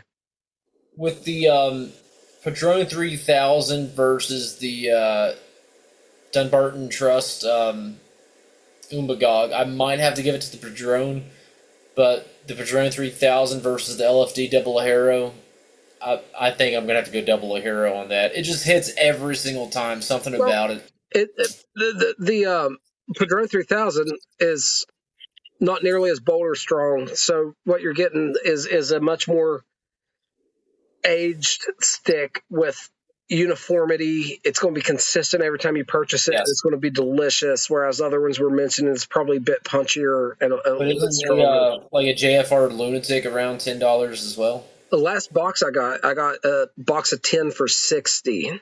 So $6 a piece when you bought 10. So really? Yep. Free shipping. Because I mean, I might choose a Lunatic over a Padron 3000. It's just a couple times a year I have to have a Padron for that signature Padron flavor, even if it's just a 3000 series. that's the point I was making. Is you don't have to get the 1926th anniversary or the 50th anniversary like Robert was enjoying this evening. Which I think that's a pretty good celebratory stick. That one thing Robert does really well is the celebratory sticks. With he's documented several of them. It was like just freaking spot on. So love his timing, and the 50th is a great stick. So it's not cheap. Real good stuff though. High quality cigars. Yes, you can get the Padron flavor for around $10 with the 3000 series. The point you were making, yeah, I mean the 1926 is great, the 50th anniversary is great, but you can get a 3000 for about $10. That's phenomenal. I would like to try all of their family reserves and stuff. I haven't had every one of them. I've had a few of them, but they're expensive. Is it the what do they call that? The ruby red that's actually round because all of Padron is box pressed. Yeah, you're talking about the ruby red. That was a one-off for. Is that the name of the ruby red? That was a one-off for two guys. But it was round, right? Yeah, they've done a couple rounds here and there. Have they? Yeah, not many, but but that was an exclusive for Dave and his 40th anniversary, I believe. Okay, I didn't realize they'd done, again, not a lot, but I thought that was the only round one they had done. Hey, Mushroom Leg stopped by. He said he's going to fall asleep to the live stream. Got to be up at 5 a.m. Thank you for the wonderful conversation. Mushroom Leg, thank you for stopping by, brother. It's Absolutely. Good to hear from you, man. I was just mentioning you to someone today or yesterday, and I can't even think of why. It might have been one of your pipes. You got some pretty cool ones. I don't recall, but it wasn't anything bad. Promise. I have to have a cigar soon. My wife bought me the Father's Day set from my father for Father's Day, and I haven't got to smoke one of those yet, but I'm really looking forward to that. I mean, what an awesome Father's Day gift, a box of my father's cigars. And listen, I helped guide her, but I actually ended up on a different product that sold out right after we found it. And she found that on her own while we were waiting on the other one to restock. So, and in theme with that, I don't know if she told you, she also bought me a tin of Eric Stokeby 4th generation Father of the Flame. What is it called? The English blend, but Father's in the title of it. She did, and I knew that, and I didn't know much about it, so I haven't given that much thought. But I knew that, and I had forgotten about that. The cigars was a little bit more present in my mind than that one.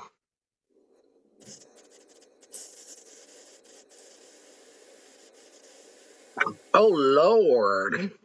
$5,000, my gosh. That's a lot of inventory. I'm sure he's talking about the restaurant.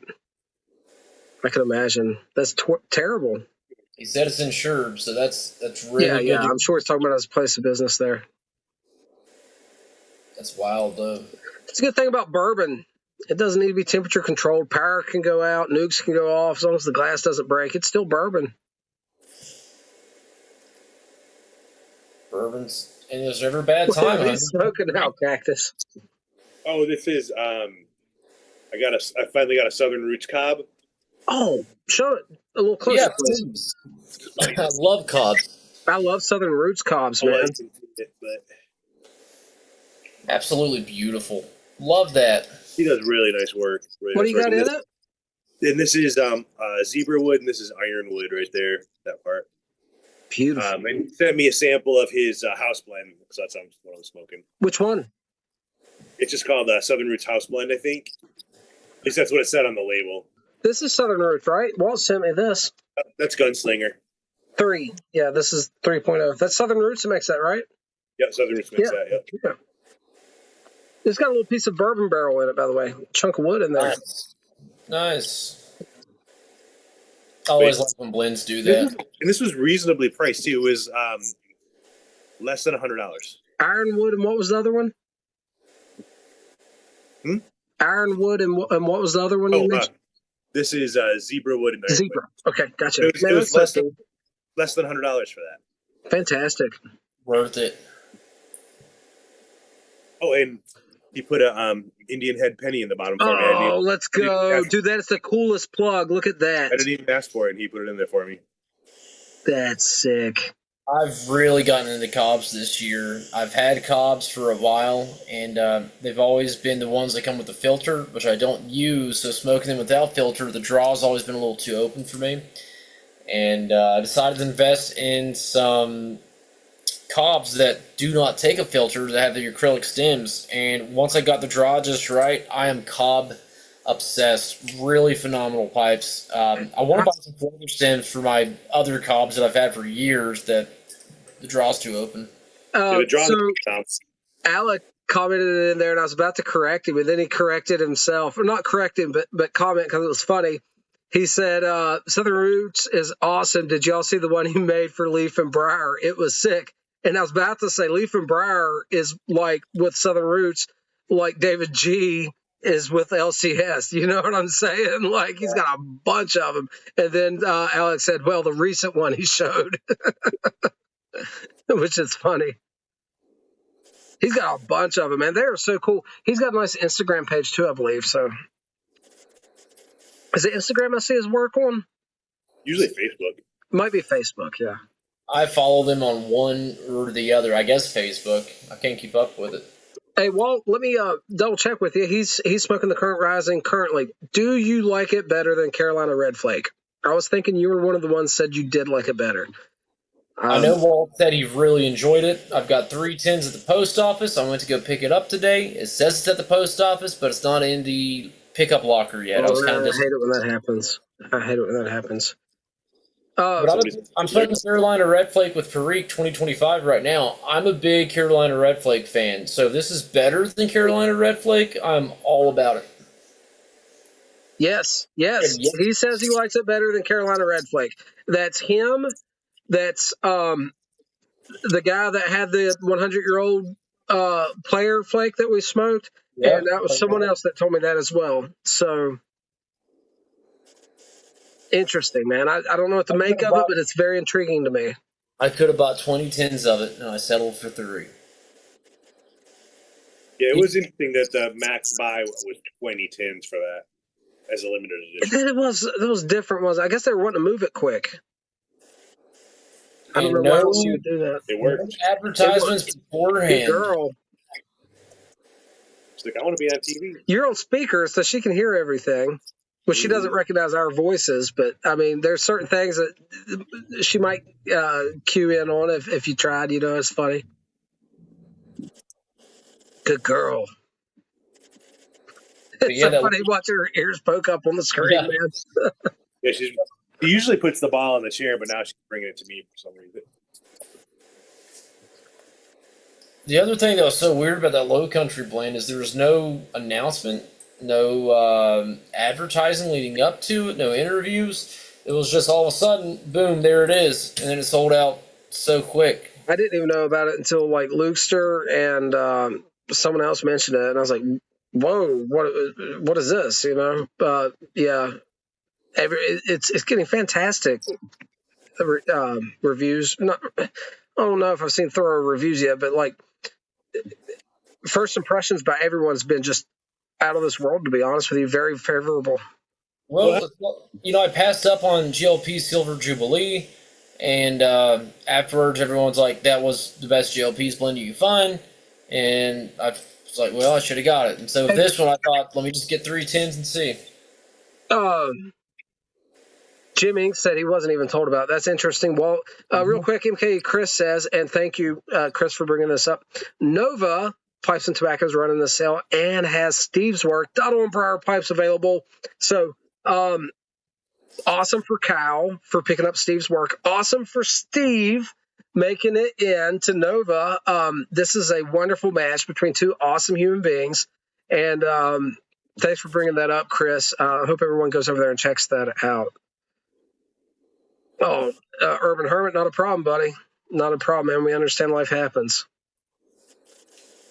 We do understand. Let's see here. Okay. I'm going to be right back, guys. Some of the Cornell and Deal Chicago 2026 blend, the Virginia. The They released it a while back. It sold out, and then a week or two ago, all of a sudden, more popped up on the website out of It was nowhere. weird. Someone's bound to have an inkling of how that's possible because it doesn't make sense. I can think of is maybe somebody had bought some and then sent it Canceled? back. Maybe. Yeah, Okay. A big order to a shop could have canceled too, right? right. Yeah, A brick and mortar's got this ordered, but then cancels maybe? Okay. It would have been a brick and mortar because as individual consumers, we had such a limit that there's no way that much was canceled. So Right. it have to be a shop. Yeah, But when I don't understand popped that. up online, I went ahead and bought 310s. I've been trying to limit how much Cornell and Deal I'm buying because I have so much already. I'm trying to explore stuff made by Cop and Dan Tobacco and Samuel Galwith, but I couldn't help it. I had to do it. When it came back in think stock, that I was like, it happened to the one and not the other because if you're a shop, wouldn't you have bought both? True. So I mean, I don't know. It was weird. and it's not like they produced more of it. So Right. they definitely didn't forget about it or lose it because it's so new. I don't know. It's just odd. It's It's really odd to me. There's like a single factor involved here that I don't understand or cannot identify. Justin said he got some on the second go around. Doc Watson said he picked up 210s of the Midnight Orchard, but he has so much stuff going in rotation right now that he's going to hang on to them till later, as he knows he'll be ready. When he's ready for them, they won't be available. So yeah, and I think that one's got some aging potential as well. The other Linkster today about the Midnight Orchard, and I asked him if he picked any up. He said he didn't. He passed on this one. I said I was interested in it, but not interested enough to actually buy a tin. But I'd like to get like a Bowlesworth, curious just to see what it's about. I will say I love the tin art of it though. It Really sounds phenomenal. more favorable than I would have expected, to be honest. By the way, Smokestacks is in the chat. What's going on, Garrett? Good to see you in there, buddy. I hope you're doing well, man. We smoked the new Petersons tonight on the podcast and even into the after party. They are holding up great. Thank you again, my friend. I'll be right back, guys. I got to use the restroom. I'm interested to know what the difference between Cornell and Deal's definition of a limited edition and then a small batch is. Does limited edition mean they're not going to get it again? So small batch It's is really funny wording, and Hunter's going to have a good answer, and he's not going to be able to guarantee it's 100% right all the time because a couple times, right when we thought we had it figured out, one of the terms was used in a new way here recently. I can't remember which one it was. Go ahead, man. Okay, so for the most part, small batch is going to be a series that Cornell and Deal runs where they make limited quantities of it, but they may release it every couple of years. Limited edition could be a complete one-off they only do one time. So Carolina Red Flake will be a small batch. It typically releases every year, but only one time that year, and the varietals could change a little bit. Whereas Cornell and Deal Dusk and Dawn is a limited release that's only coming out one time because it used a specific 25-year-old varietal they only had a limited quantity of. And the same way, the new Low Country blend that we were talking about, Crescent, whatever it was called, it's a limited release because it's not actually Cornell and Deal. It's made by Cornell and Deal, but it's under the Low Country blend, which is essentially Smoking Pipe's house blend or house brand. So it has to be a limited release because small batch again is a series that Cornell and Deal specifically produces. And then what was interesting is like on a small batch, which they're going to repeat, they list all the tobaccos that are in there, but this one that's a one-off, they didn't. Which one was the one-off? The Crescent Rising. Because like on the small batches, they'll be like 2002 strain 55, whatever, and then this one is just like, oh, it's red Virginias and mahogany Virginias and whatever. Have you seen the tin up close yet? Mine's still at the post office. I haven't got to pick it up and actually look at it. So you think if it was like a one-off, if they like, is it if it's more special, they would want to list that, but I don't. Man, I would have to dig around. I have another Low Country blend that was limited release. They did one time, and I don't know if they listed the varietals on that. It might just be a Cornell and Deal thing that they do specifically for the brand, not so much blends or other brands produced by Cornell and Deal. So, like on GLP Silver Jubilee, it may or may not list the components. I sadly didn't pick any of that up, so I don't know. I personally love when they list the components on the side because I'm a total tobacco geek and I like as much information as I could possibly get. Yeah. Like I say, yeah, especially if it's a limited edition. You think it's special. You'd want to know more about what's in it. But Real basic. specifically with the what do you call that low country blend again? Crescent Rising something? Yeah, customizing. I think so.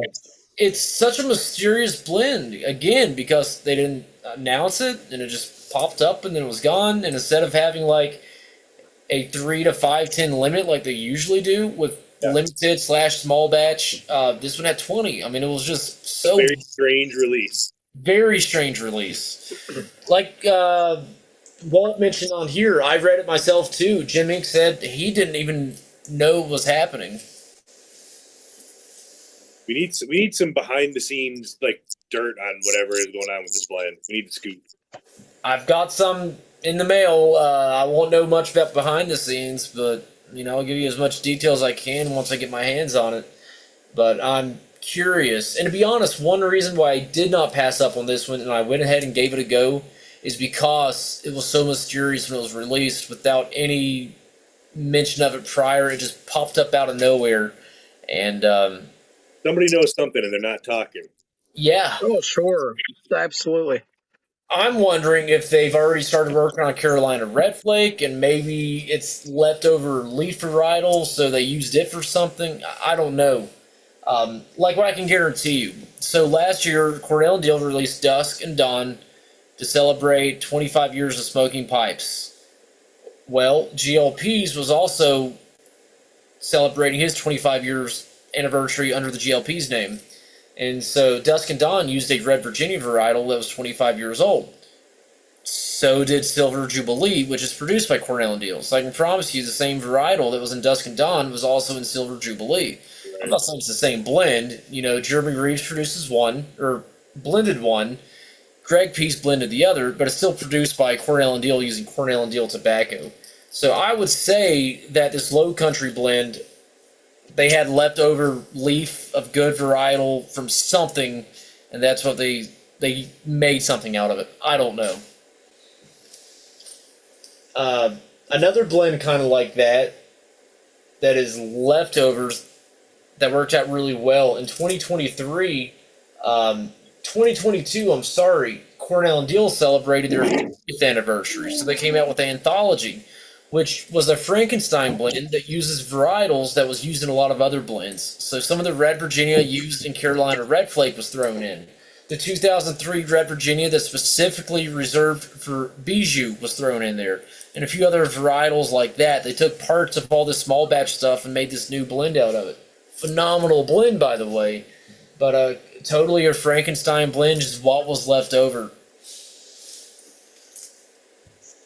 Yeah, it's interesting to it'd be nice to know what the truth is.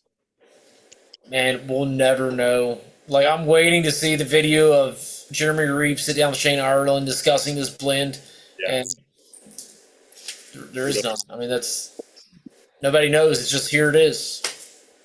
That's all you get. Yeah, and like you said, it'll be real weird if they don't come out with any kind of video with them talking about it, like around the round table or the Shane Ireland like solo review. If there's nothing about it whatsoever as a limited edition, that will be strange. Dude, I hope they don't. Here's the thing: us as consumers and enthusiasts, and we are hungry for all the details we can get. We want to see behind the curtain, at least to a reasonable degree. You know what I mean? We want to know everything's lineage. It's as much information as we can get. Is appreciated by us. And here's the thing, they can give us a lot of information without giving away any of their secrets that could be copied by someone else. So, like, I don't know why it doesn't click for a lot of these companies that us as tobacco consumers want as much information as possible. But for some reason, there's a disconnect and everything's got to be hush-hush. And anytime they do give us details, it's like they make up a mythological story about how they acquired the tobacco or something. It's so weird to me. I don't get it. There's something I don't understand. Yeah, I want to know more. Yep, but But you're right. Like if they really don't say anything, like that almost makes it kind of cooler. You know. Well, I get it. Like in the cigar world, we reviewed the Devil Crab recently. Every component of the Devil Crab is undisclosed. Everything. And we love it. It stands on its own 2 feet, and that's okay because the cigar world has so much stuff that is disclosed. Pipe tobacco is just it's completely different, and there's reasons for it, and it's been an ongoing kind of investigation for me. And the further I look into it, understand the reasons for it. It's not quite as a lot of times the components for pipe tobacco is not quite as romanticized as cigar leaf can be. They pretty much, that Macho Man Randy Savage, the cream of the crop, right? They buy the best available grades of cigarette tobacco available, and a lot of times that's what's utilized. So like a lot of the mystique is just not possible. So we have to give it really cool names, really cool art, and do a lot of other stuff. What kind you got? A lot of it have to do with the FDA regulations too. A lot of it does. The discussion? No, why they don't post or put the. Oh, because they're skirting FDA regulations? That could be an aspect of it. Everybody in the pipe world is probably skirting FDA regulations to one level or another. The insider from Sutliff Tobacco that did the interviews on the Gray Woody podcast discussed this. A lot of companies, to one degree or another, is skirting FDA regulations, and that could be a reason they don't want to discuss it at all. I think Urban Hermit has a very, very valid point. Garrett's got some good ones in chat there. I think that's a possibility, to be honest with you. I'm not sure, but that would explain some of it. That's why they're not putting the varietals on the tins or whatever that they were just talking about a little bit earlier, because that sounds like maybe because the blend was made after a certain time or a certain year. Certainly a possibility. I don't disagree with that, and I think you might be onto something, to be honest. I haven't looked into the laws, but there has to be some kind of different stipulation for a limited release over a regularly released product. Oh, I feel like Hunter's brought this up, and this is a very interesting point. It might put them in a different type of bracket about sourcing and tax and regulation and stuff like this, and it kind of makes sense. Although no one talks about it, so we don't know. The other thing is that the pipe tobacco industry is so small compared to the cigar industry. So within the cigar industry, a lot of manufacturers don't want to talk about it, but there's so many different manufacturers that a few of them do. Pipe tobacco manufacturers are, there's really just a few now, guys. They're all over the world. There's really just a few on the commercial level, right? But yeah, no one's really discussing it. So any little bit of information we can get is great. The Sutliff Insider on the Gray Woody podcast, very informative. Chris mentioned that to me when his new one dropped. I listened to the one from a year ago. Fantastic.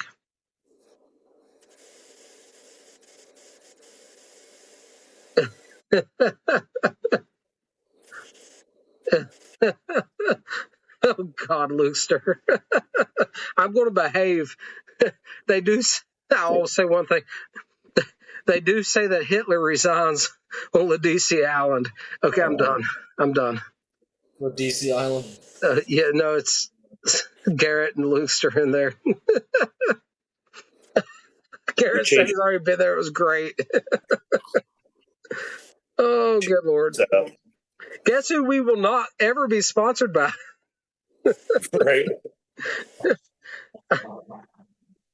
Yeah, well, it is what it is. At the same time, I'm smoking their product right now. I call them as I see them, man. I'll give them credit for the good they do. You know what I mean? But the questionable stuff I will also kind of mention as well. I'm smoking a product that they blended in a pipe that they have their sticker on the bottom of. And at the same time, I'll tell you about my experience with it. We're not going to hide it. Glad they're there, but they're not perfect. That's how it goes, right? I only smoke a couple of their blends that I have in stock. That's all. What do you got right now, Hurt? I got the blend I was talking about today in my video called Okay. Tearjerker. I won't It's be able to see that until tomorrow. it's half dark burley and half dark fired Kentucky mixed together. Dark Burley and Dark Fired Kentucky? Yeah. Is this a commercial product or? Yeah. No, it's their dark fired blending component and their dark burley blending tobacco mixed together half and half. Did It's you come up with actually this? no, a friend of mine in the pipe community, Piper said he's been smoking it for over a year. It's actually he made it up. What's his name again? If you could plug that, please. Piper said he comes into Canrod's lives and some of my lives once in a while and Okay. stuff, and he told me about it. He likes strong blends. Does he have a channel? I don't think said has a channel. He just lurker. That's just fun. That's just fun. I don't think I've had the good pleasure of meeting him. Thank you for giving him the credit there on this, and that sounds quite interesting to me. Oof. If you like Big and Burley, it's stronger than Big and Burley. Well, hey, Smokestacks is in here, and he has this Copperhead. Have you heard about this one? Yeah, I saw you guys talking about it a few times. Oh, listen, it's up my alley, man. It'll knock you off the saddle. It's an old cowboy, rough and tough and ready to rumble blend. Now he has the buckskin that's probably more commercially viable for the masses, right? And they're both fantastic. He has more than that, but these are the two I have. But that Copperhead is like when the mood strikes, you know what I mean? And you need just a throat punch. It's good. It's really good. I enjoy it. And I think he did a good job with him because the idea behind these blends was really he's blending for himself, not others, if I understood that correctly. And so he's very sensitive to Virginias. So when he blends for himself, he doesn't use Virginia tobacco. And it's a different experience having this mixture that doesn't include Virginia, but I was very impressed with it, actually, considering it doesn't have Virginia. Yeah. He did good. I was watching them. I really enjoyed the blends. Yeah, I've heard good things about them from you guys, and he was in Walt's live last week, I think, and they were talking about it. So yeah, good for Garrett. I mean, if he can blend something for himself that other people enjoy, way to go. And I've got to give Garrett a shout for sending Dakota and I these Peterson pipes. This week, this pipe and GL Pease's Windjammer have been the combo that's been doing it. I've smoked 5 or 6 bowls of Windjammer out of this pipe this week, and that's just been something I just keep gravitating towards. And we smoked these pipes and this 15-year-old cup blended plug on the podcast recording tonight, and it was fantastic. It was really great. And funny thing, Hunter, the tobacco and the pipe were recent gifts. Guys, we are blessed beyond measure. Never asked for anything, and you guys make it hard for me to continue to give back to the community in equal measure. I love it. You guys are rock stars, and I love you. I really want to, if Garrett's still on here, I'm sure he is, I want your permission to post this side-by-side picture that I took of our Carolina Gents, the pipes, the cob pipes. I had just bought a brand new one, and he had his, same pipe that was a year old, and he had the most beautiful orange hue to this. He said he smokes every day for a year, but I really want to post that, the two side by side, the twin pipes. Hey, since Smokestacks is in here, guys, I'm gonna plug the website again. I think it is the future of pipe content on the internet. Nothing is a given, guys. I've been banned from Pipe Smokers Den. YouTube cracks down randomly on guys. It's heading in that direction. So the future, if we can make it happen, is tobaccoestate.com. But like Garrett said, it has to be utilized, guys. We have to use this website and help him let it grow. He's done so much work. I've just recently explored every little corner and section of it, and there is opportunities there. Like for me, I'd like to do some writing. There's a place for me to post some of this. If you guys are not on Tobacco Estate, please do. It's great. Lukester's doing a giveaway currently, a very generous giveaway at that, and I hope everyone jumps on and gives it a look. Is there a review section on there yet? There's a place where you can do reviews, but I don't know if it's dedicated. I traditionally have used Tobacco Reviews for years, but I've kind of had a bit of a falling out with the website. I've been writing reviews a lot lately. Even though I haven't made a lot of YouTube videos, I've really been focusing in on writing my reviews. I don't really have anywhere to post them, and it's kind of taken me off. I really love doing reviews, but I need somewhere to put that information, and I don't really have anywhere. If there's not a dedicated section for it, I'm sure Garrett can make one. Yeah, I was about to say it would not take a lot of prompting to get that I done. would love to have a place. So my problem with Tobacco Reviews is a new blend will come out, and I'll spend the time to do like a full review to the best of my ability. I'll go on Tobacco Reviews. No one's posted a review yet, so you have to make the blend on the website. I will spend the time to put in the full tin description, a picture of the tin, all this stuff, and add my review, and it doesn't get approved. I'll come back a month or two later, and someone will come in with the worst review you've ever seen that added no information on the blend. It gets approved and posted on the website. And so it just irritates me that I'm trying to set up these blends on the website that doesn't get the okay, and then someone comes in and just half-asses it in 30 seconds, and then they get posted. Let's put it this way, and I'll leave the back end of this open-ended. Tobacco Reviews is owned by STG. One of the corporate entities. Oh, shit. Yeah, STG.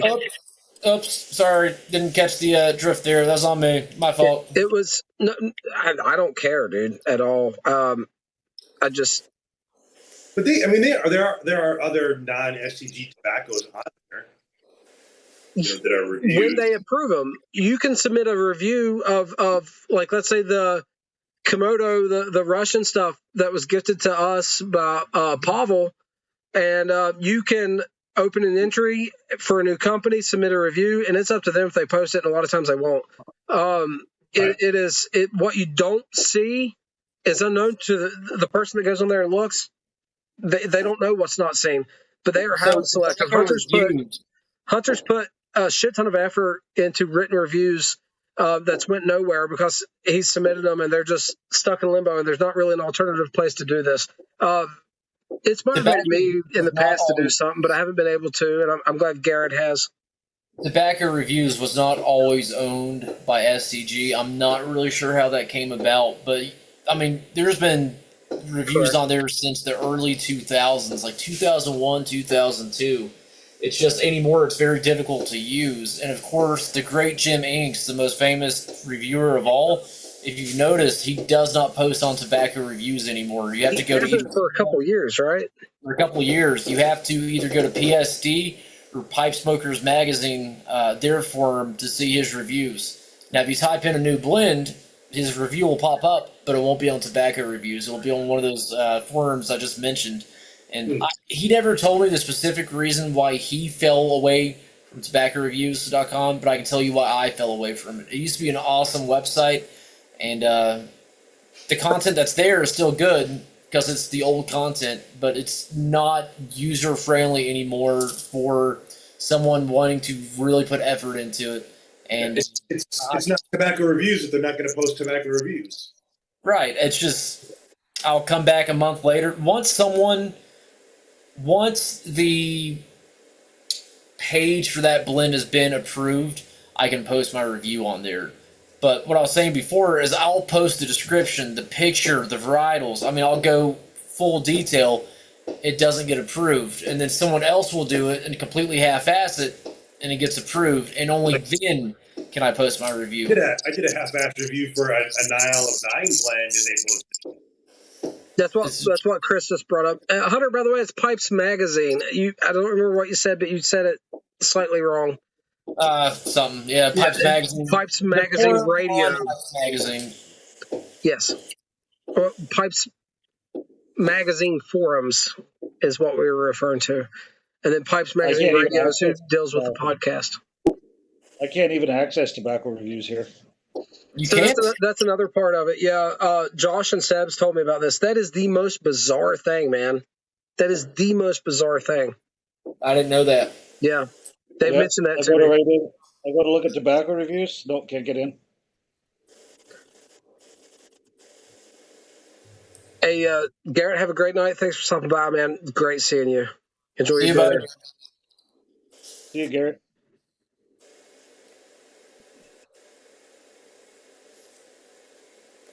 You know, No, Canada has a rich history with pipe smoking, just like America does, just like a lot of Europe does, and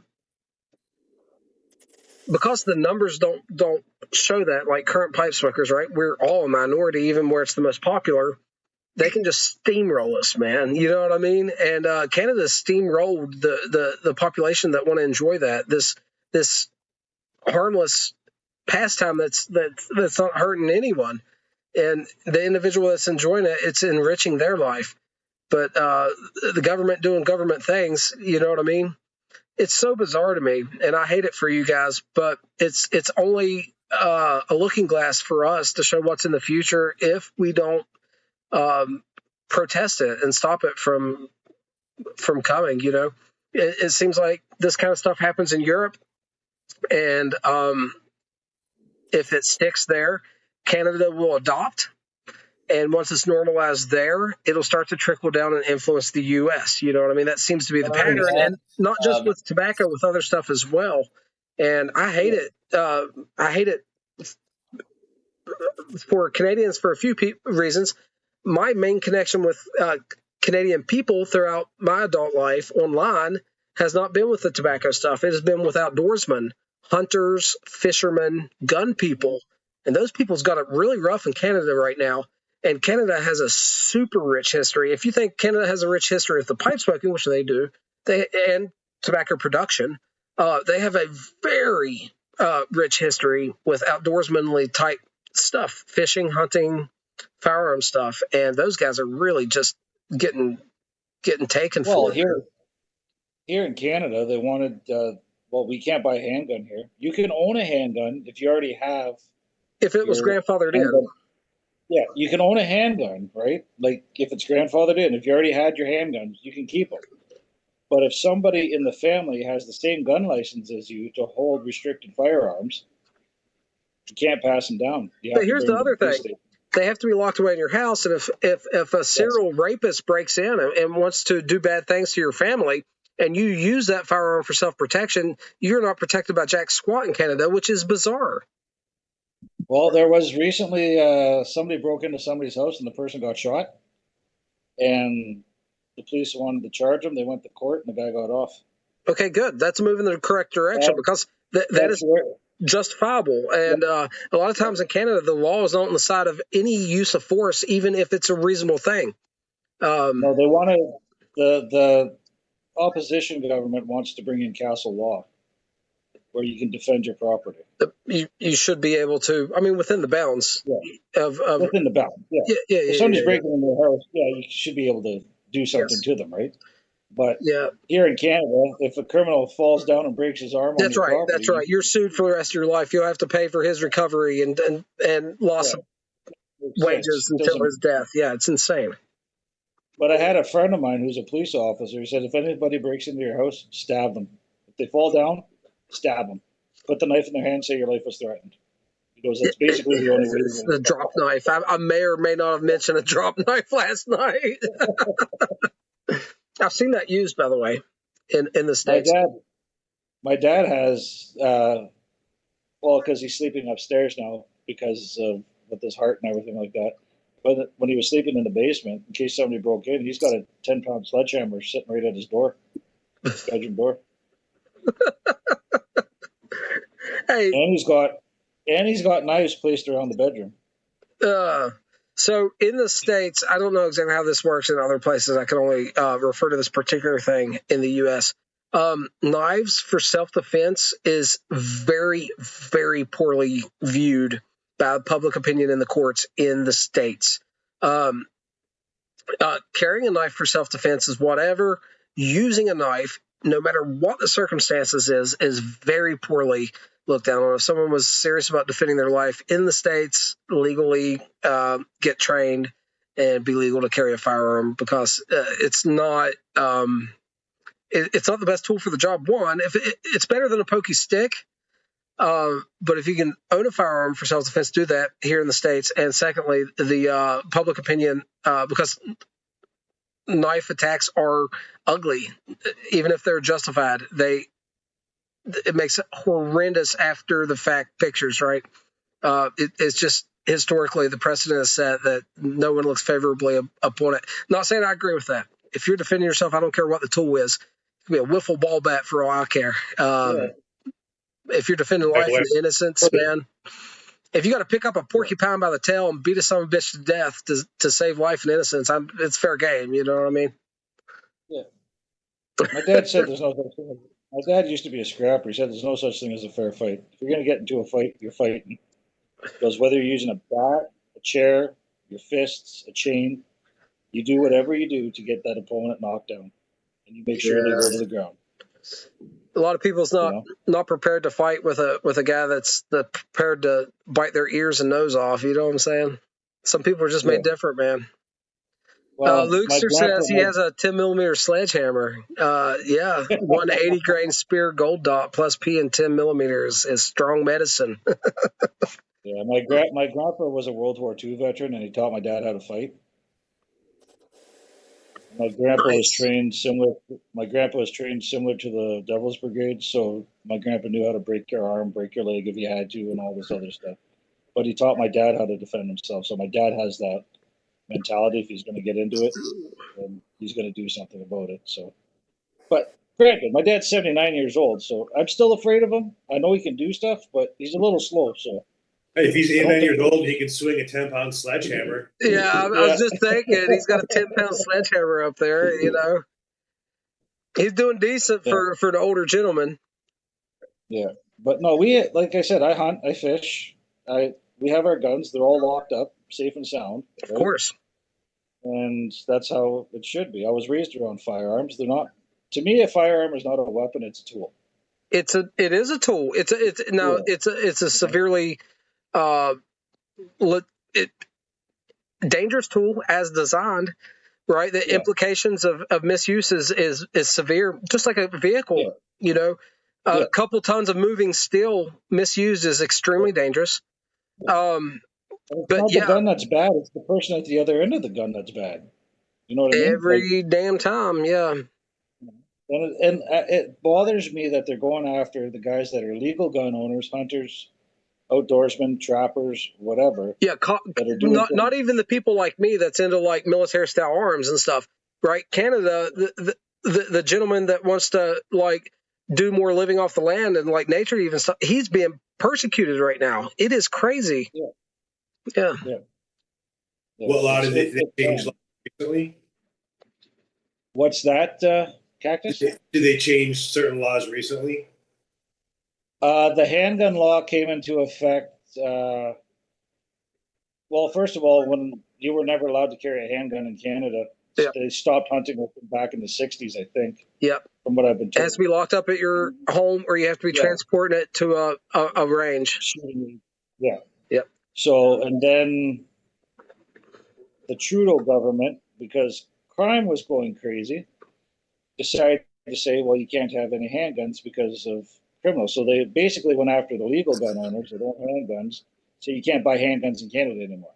Meanwhile, the criminals are still getting handguns, and I'm not knocking the United States. Most of the criminals that are getting their handguns here in Canada are coming over the border from the Chicago, Illinois, and Illinois has some of the strictest state-level gun laws within the states, which shows you that criminals don't follow the law, right? You know what I mean? Right. And they have.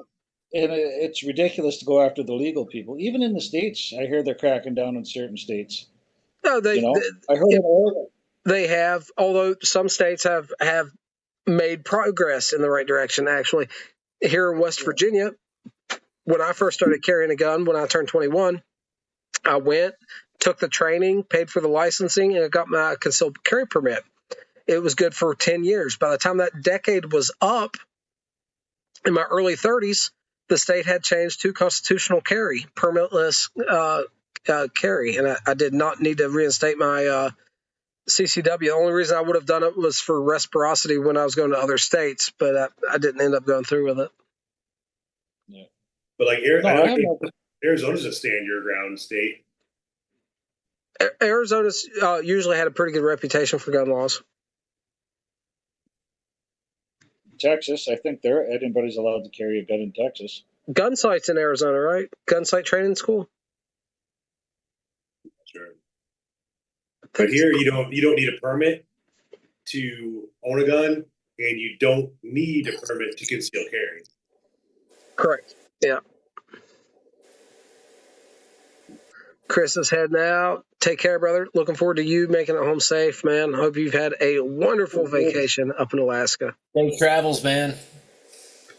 I think the police probably appreciate it if you have a concealed carry permit and you're concealed carrying.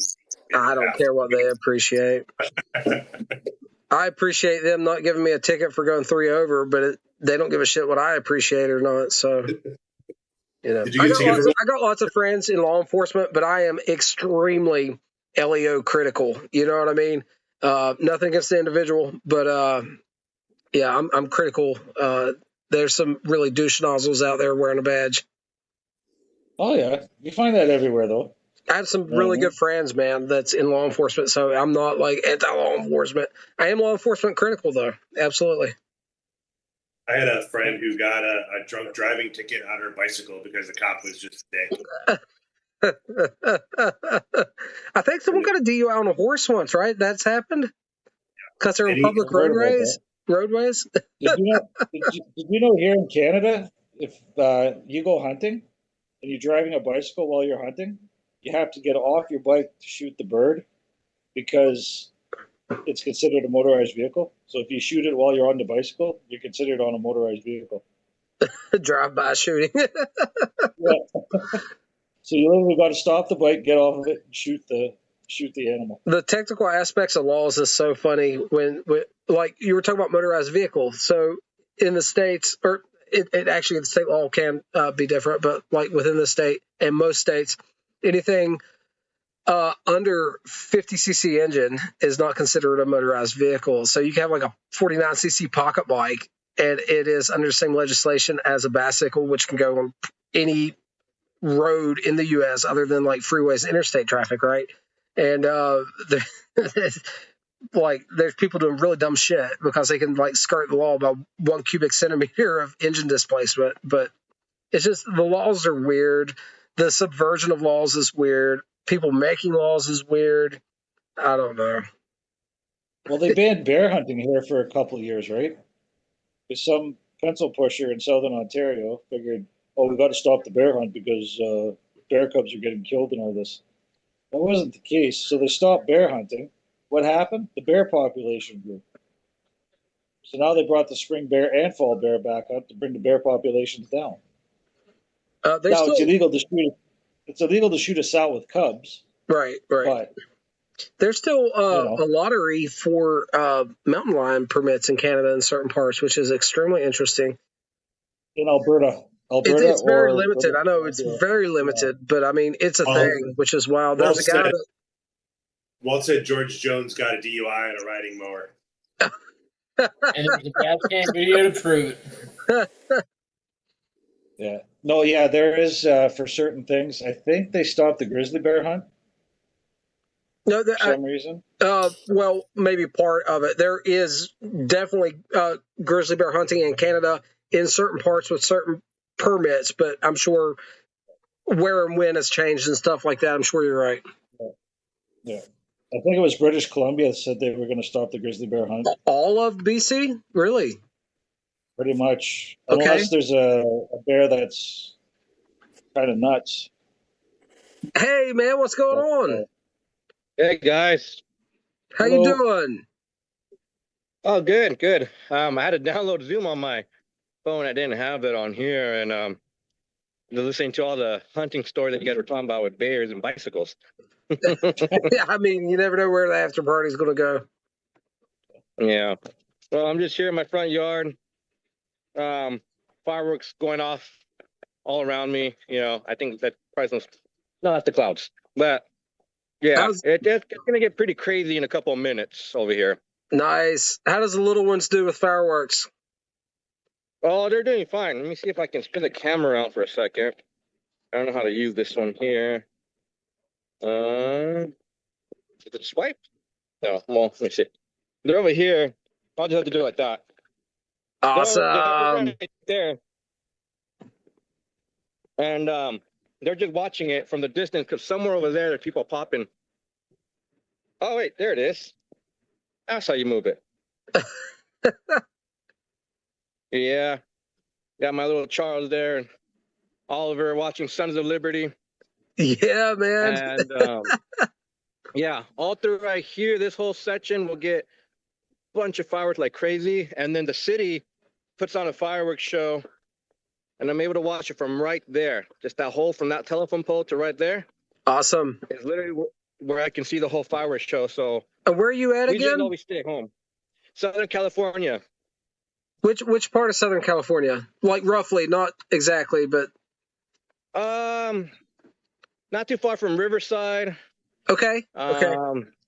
Yeah, so San Diego, Palm Springs, they're kind of in the middle of all of that. What's the weather right there like now? You know, right now it is. Let me see. Actually, I bet it's pretty nice. It's not hot. We're dying on the East Coast, man. Cactus don't even want to enter this conversation, but yeah, we're smelting over here on the East Coast. It's 84, but it more feels like in 79. We do get a lot of heat right here. When our weather app says 84, it says it feels like it's 117. I don't know if you guys can see that. They're popping over there. Let's go. Dude, that's awesome, man. Yeah. Because my time right now is 8:37, so it's still kind of early. So people are just getting started. Yeah, it's almost midnight here on the East Coast, man. And it's still popping off outside, I hear it. Nice. Yeah. I'm on smoking my Patriot blend and my Patriot corn cob. Beautiful pipe, man. Very cool. Yeah. You know, of all the pipes I have, this one always smokes the best, honestly. Yeah. I hardly ever relight. I mean, I still do, but not much with my other ones. It's just a great pipe. Sometimes you find a pipe, and especially a pipe blend combination that just seems to like work tremendously well. Yeah, definitely. I almost gave Hunter heck in his video today saying smoking the Friday Savinelli on a Saturday. That's blasphemy. It's a step too far, isn't it? I didn't know what pipe to smoke in, and I was just looking at them, and I kind of wanted to have one just for Virginia's, the 673. And I got to thinking that one I'd only really smoked some Burleys in it, and the cake wasn't too bad, so I just went ahead and did something I typically don't do. I completely removed all the cake, went back to essentially bare briar, and it smelled really clean after, so it's unghosted, you know what I mean? It's be a good way to start just smoking Virginias in it. And wanted to do a video, didn't know what I wanted to do the video on. I have several reviews written, but I haven't like mentally prepared the video review, you know what I mean? And so I'm like, I'm just going to ramble for like 5 minutes and call it a day. I hit record, and by the time I stopped, it was like 16 minutes. And I was like, well, I went over. Oh, well. I told the girlfriend tonight, I said, I think I need to get some more 673. She goes, you have enough. I said, I have 15. She goes, that's enough. I mean, 15, you might as well make it 20. Because 20 just sounds so much better than 15, you know what I mean? Yeah. I was thinking 30, but she kind of said no. I have 3 Savinelli Romelu sites and one of the Rossi 8673, so I have 4 that I smoke, and I'm good with it. I wanted to get the 7-day rotation. I don't really need the 7-day rotation on that. So for the Savinellis, I'm good right now. Gotta Definitely have it. Peterson kick at the moment though. So give me some more Cobbs and some Petersons, and I'll be a happy guy. Hey, I don't have a 673, but I do have a 8673, and it's a smoker, man. Rossi. I love that pipe. Which one is it, the Sarah or the Victoria? Mm. The Rossi, Yeah. it's a smooth I had red two hued Rossis. one. I don't remember the name of it. Oh, the Rubino Etico. Okay, yeah, smooth red hue. It's gorgeous. Good Yeah. smoker. Only thing about that shape, guys, is the bit and how steep it doesn't clinch well for me. So it's a sit down while I'm not doing anything pipe, but I do love it. The proportions, the briar's perfect. I know they make that Elegante with the saddle bit. No, that's the 320 Elegante. Does the 673 have one with a saddle bit or no? No. No, It the only doesn't. one they ever did with a true saddle bit is the Collection 2026 pipe this year. It's a That's half saddle bit. That's the one I was thinking of, Hunter. Thank you. Yes. I had two Rossies. That's one. Nice. The Oh, Rossi Rubino. Yeah. And this one here. I love my Nice. Rossies, man. One of my favorite Rossies, guys, is my 8801 Little Canadian. It's a smaller pipe, but that thing is, Yeah, because they were getting warm. oh, man, it hits the spot for me. But the Urban Hermit, my Rossi that I have is the Vittoria. Really nice series. They don't even make that series now. They make something like it. Is I that don't the know. Inferno, Hunter? Ollie. The what is it? Is that the Inferno? Yeah, that's the Inferno, Okay. the 673. So it was called a Vittoria, and they kind of make it now, but the difference is the one they make now, and they don't call it a Vittoria, it's a different name. The finish is the same, but the stem material went from vulcanite to acrylic, and it went from being a non-filter to like a typical Savinelli where you could either choose to have a filter or put the adapter in it. This is my Victoria. Yep, exact same pipe. Great pipe, and I paid like $50 for it in, I don't know, 2018 maybe, 50 USD, and really got my money's worth out of it. Rubino. Nice, very nice. And my Sarah. 8673. Which one's that one? The Sarah, the Rossi Sarah. Okay, gotcha. I have this one Sarah. and I have the 614. Rossi Sarah. I love them all. They smoke fantastic, in my opinion. But that's just my opinion. What's funny is with my 3 Roma loose sights, 2 of them are basically exactly the same, and one feels different in the hand and smokes different. Yeah. That happens though. Like with all my 673s, they all smoke good, but some will smoke better than others. So the 3 that I have, I call them number 1, number 2, number 3. Number 1 is my favorite because it was the first one, but it's actually the one that smokes the best. 3 feels and smokes just like 1. They're almost identical. 2, the one that I was smoking in the video today, it feels a little different in the hand. The mouthpiece is a little bit thinner at the bit, and it just has a different smoking quality to it. It smokes just as well, but it is different. You know what I mean? Remember I showed you guys my Peterson Dracula? My V10 a while back. Oh, the Dracula. Yeah, Very nice. Yeah, that's a beautiful Dracula, man. Mm-hmm. This thing smokes great. Doesn't pass a goddamn pipe cleaner. Excuse the language. A lot of I them have to don't. take it apart. I have to Yeah. take it apart to clean it. That's Yeah, my only well, complaint. I've got a few pipes like that would be great pipes if it wasn't for that fact that to pass the pipe cleaner, you actually have to remove the stem. David G's smoking some Kindle Dark and an LCS 989 with some Wild Turkey 101, my staple. Oh, Wild bourbon. Turkey 101 is awesome. Yeah, it's a great staple bourbon. High rye count, low barrel proof. It's a wonderful combination. Affordable, available everywhere. It's good bourbon. Well, guys, sorry, it's about to get loud for us here, so I'm gonna let you guys go. Hey, thanks for All you'll stopping be hearing by, is just man. It popping. was really good talking Yeah. to you. Likewise, guy, enjoyed it. Enjoy All your right. night, man. Happy 4th of Thank July, you. brother. Happy 4th of July, mates. Same to you. I think I'm gonna smoke some old Joe Krantz in the Friday Savinelli. I do like There some you old go. Joe, man. I really do. I think it's my favorite out of the big three there. I do I like just Big and ordered, Burley too. Though, don't get me wrong. Like Big and Burley is probably right behind Old Joe, and then Haunted Bookshop, a very respectable third place for me. I disagree. I know Respectfully. you do. Vehemently disagree. Oh Lord. We're already talking about Rustica. 15 till. Is it? Oh man, Rustica at the ready. What does Luke strip Rustica? He's taking now too. No, I don't think so. Anyway,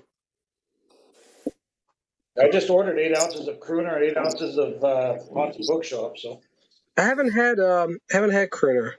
Man, I couldn't do it. The deer tongue. I can't do it. Old man Mike gave me a sample of that crooner yesterday. I haven't tried it yet, though.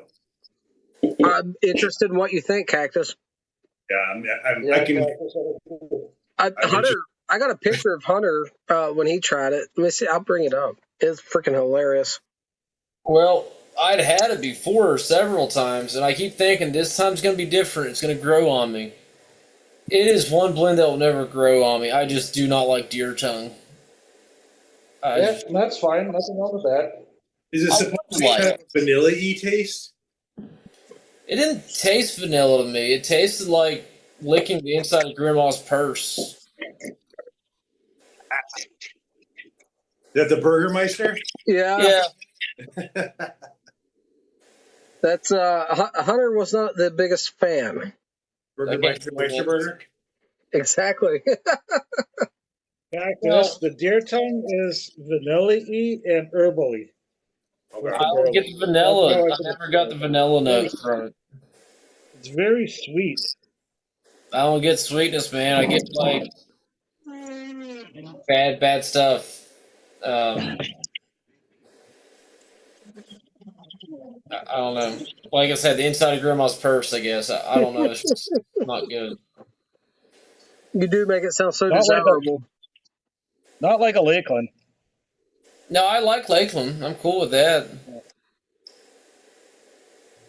I don't think I So- like Lakeland. That's the like rose oil type stuff. Yeah, it can be rose oil. Like the boson flake. Boson Bosons? flake, Yeah. Coniston. There's a lot. Listen, that boson flake was so off-putting to me, and the tin aroma was incredible. The ingredient list, when you read it, incredible. I was ready to love that. Johnny sent us some 209. I couldn't get my bowl lit. Is how off-putting the flavor was for me. I couldn't get it going. Yeah, I think it's a clove and geranium. It's the geranium. Then I'm familiar with clove. I've had clove cigarettes and stuff in the past. I'm not the biggest fan, but like it's a known thing. I can tolerate it. But it's the geranium that is so off-putting to me. Well, I like Lakeland's, so there's other floral stuff that you would think I like and I don't. Like LJ Paredes. Okay, well that tastes like Head and Shoulders. It's a whole different conversation. Flake. You know what I mean? I couldn't get into that at all. What's the name of that LJ Peretti blend? Enigma Flake. Yeah, I bought half a pound of it and then couldn't give it away. Half pound of it was $60, by the way. He tried. He took it to Muletown. No takers. I've got it up on the shelf right now. I can see it. I'm going to trade it on one of the forums one day and just split whatever I get with Dakota. It's beautiful flake, guys. Beautiful burley flake, drenched in Head and Shoulders. Why? Why did you ruin it? And what's sad is, I bet if you didn't add whatever topping they I added would to, love to try that raw tobacco. I bet it would have been a great I would blend. have loved to Back try in the just the tobacco. Beautiful flake, guys. Really nice. I think they ruined a good thing. I bet it would have been phenomenal. Yep. Their Cuban mixture is good, though. I can say they produce one thing that I enjoy. Their Cuban mixture. I really It's like nice. Father's Day mixture. I don't know how Which you one? felt about that. Father's Day? No, not Father's Day. Thanksgiving Day. Oh no, it was all right. Yeah, I wasn't crazy about it, but it was all right. I Yeah, do have to what we order had, the I think Cuban mixture. the additives died down. To be honest with you, compared to what I read and what we tasted when we smoked it. I So think you did prefer the Cuban mixture over the aged Thanksgiving Day that we had? no, I don't think so. I did like the aged Thanksgiving Day, but I don't think the aged Thanksgiving Day is a representation of what most people experience when they smoke Thanksgiving Day. Yeah, that's probably true. No, I thought it was Cuban quite mixture, good. I have to try. I haven't tried Cuban mixture yet. Someday I'll order it. I thought it was nice. What we had a little bit of age on it, so if there was a flavoring added, it probably died back a bit. But the Cuban mixture that we have that we were given is very just tobacco forward. Maybe with it was stored around some kind of aromatic tobacco. It really doesn't scream I've been topped, right? So I'm not sure exactly what was added to it. David G, I agree with you. He says, ghosted 2 ounces of Haunted Bookshop. It was in the same container with Crooner, both in separate Ziplocs, and it ruined the Haunted Bookshop. I Yeah, would say that stuff's would ruin potent. the Haunted Bookshop. I've heard that stuff is potent. Yeah, so it's like what pipe do I want to try to risk smoking it in? A cob, a half burnout cob. See, with me though, I can smoke crooner all day long in my pipes. I don't get a ghost.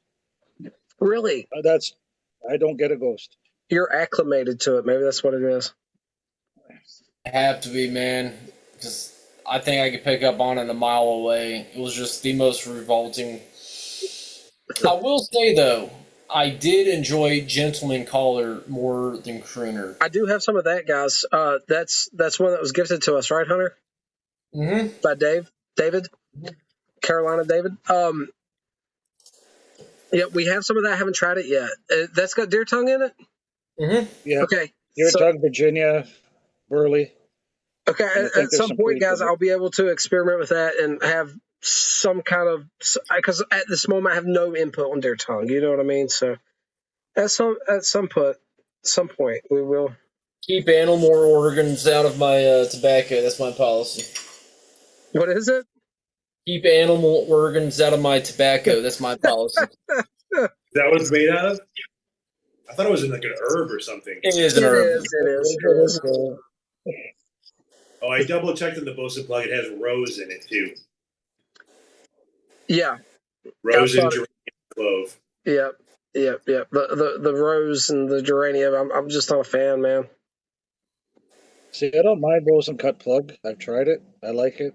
I've tried. I got some Ennerdale flake. I like Ennerdale. Innerdale. I almost ordered some of that here recently, man. I need to at least give it a go. Urban, have you had Coniston yet? Yeah, I've had Constant cut plug. I like that. Very similar to Bosun. The Bosun's out of the tin bag, how I received it, smelled incredible. A lot of that air cured, strong, robust type leaf is what I smelled out of the bag. You read the ingredients, oh man, and I'm not talking about the additives, I'm talking about the tobacco. Oh, it sounded good. And then I prepared some, and I couldn't even get the bowl actually going. Just I can't take it. I don't know what to say. I'm a pussy. I've smoked a lot of Galwath Hogarth Dark Flake unscented. I need to try the Dark Flake Aromatic at some point. It's the exact same blend, but with topping added to What's it. the topping on that one? Someone was talking about that here recently. I don't know. I don't remember what it was. Yeah, Lakeland, though. Dark Plug, Dark Flake is really Definitely good. going to be a floral, semi-soapy kind of topping. I don't know. Which I ended up loving associated it with soapy, but the Tonkin bean that's used in Cobb Plug and 1792 Flake. So there is some stuff that I like, you know. And I wouldn't have guessed that I was going to enjoy that, and I did very, very well. I did not like Warhorse Bar though. It was different. I don't think it was a Tonkin bean that put me off, man. I don't know. See, I didn't mind Warhorse Bar when they had it. I went through a few tins of it. Warhorse Bar and Warhorse Green. This was the red original. I haven't had the green. Warhorse Green was supposed to be WrestleLet's match to Condor. I don't know if he got it close or not, but that's what I always heard. I think I heard that. It might have been from you. Condor is one of those ones too. You're either gonna like it or you're not, because it's got that Lakeland-esque to it, but it's dark. I like Condor really well. I've had the original Irish and the current Polish-made Condor. I enjoyed them both. The Irish was better, but I still get the tobacco flavor in Condor. That's why I like it so well. It's still the stout, strong, burly Virginia tobacco front, but it does have that kind of British OTC Lakeland-style floral essence going on. And it worked out for me very well. I enjoyed it. I could just imagine smoking that in a Falcon on a rainy UK day. Hey, Doc has a good viewpoint here. He said he read about some of those herbal blends, and it made him think of gins. He says he's not a big fan of gin, so he doesn't have a desire to try any at the moment. It kind of, yeah. I don't think that's a horrible. It's not a 1-to-1, but I don't think that's a horrible comparison. But I've got to correct myself. I said that Condor sounded like something to smoke on a rainy UK day. I think it was actually produced in Ireland, so definitely not UK. I like Dr. Bob's It's big in the UK though. And I'm going to replace taste with sounds. But he says, deer tongue just tastes weird. I haven't tasted it. So, Dr. Bob, I'm going to say, deer tongue just sounds weird. It tastes weirder than it sounds. And it sounds... It's either you're going to like it or you're not, plain and simple. I probably won't, but I do need to try it, and I will. I have some of that Gentleman Calling. I think it's what we said. I think I'm going to have to agree with that, because if you don't like it initially at all, I don't think you're going to learn to like it. I've smoked it a handful of times trying to make myself like it. I can't do it. 3 minutes to lift off, guys, and I am tired. What's that?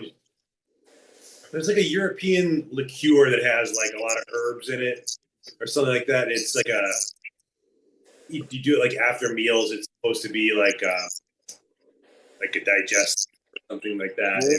Jägermeister? No, it's not Jaeger. I mean, bitter started its life like that. Call it bourbon. Great for the digestion. I don't remember what it's called. Bitters, like the bitters used in an old fashioned. Yeah. That's how they got their life. Like a liqueur. Is it the orange one, the gray? There's a girl we knew from Romania, and she brought it to a party one time. And it's kind of nasty. It's like medicinal. Yeah. It wasn't like sangria or nothing like that, was it? Because it's like wine based, but interesting. But I feel like deer tongue would be in that weird herby kind of like taste category. Doc Watson says he loves the smell of juniper, uses it as beard balms, so was disappointed when he sampled a few gins and decided they weren't for him. I had a really popular craft beer with juniper berries in it, and it was weird. I still drank it, but it was weird. I actually love juniper. And my favorite Swedish snus that I can get in the U.S., General White, has a elderberry component to it that I really enjoy. Malort? I don't think the kid's a big fan of it, but I loved it. Cactus. Could have been Malort or Sambuca. That's it. Malort? Yeah, that's it. Lukester called it. Look who's the freaking cultured individual out of us. Lukester, clutch play, pulling it out of the hat, son. Let's go. Gerald. Early play, I think's what he said. Let's go, buddy. Watching how to drink that Guinness makes me crave to get some Guinness Zero because I don't drink anymore. You're one of like 5 people in the last few months that talk about the Guinness Zero. I remember you drinking it. We've talked about this before. Alec, that was in here, he's still in here. He's a proponent of it. And Grumpy Pants Piper is a big proponent of Guinness Zero as well. That's 3 people off the top of my head. But it keeps popping up. So they must have did a really good job with that. I've had non-alcoholic stuff in the past. It was mainly like O'Doul's and stuff, though. So the Guinness Zero I've never tried. I'm interested, though. I had to look up Malort. It says, Malort is a bitter, herbaceous digestive originally from Sweden, primarily made with wormwood. Oh, God. So it's like absinthe. Yeah, it says known for its intensely bitter flavor. It has been compared to tastes like motor oil and grapefruit. That sounds terrible. Historically, it was used for various digestive ailments and is now commonly consumed as a unique drinking experience. All right, guys, it is time to do it.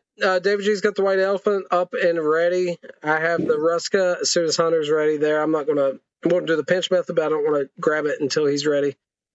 1 second here, just a moment behind. That's okay. I do have the Toke Rustica as our midnight tradition on Saturdays. Let me get a proper portion here and not go too crazy because I would like to sleep tonight. I appreciate it. Okay. Oh, God, I got too much. Oh, let me see. I got too much.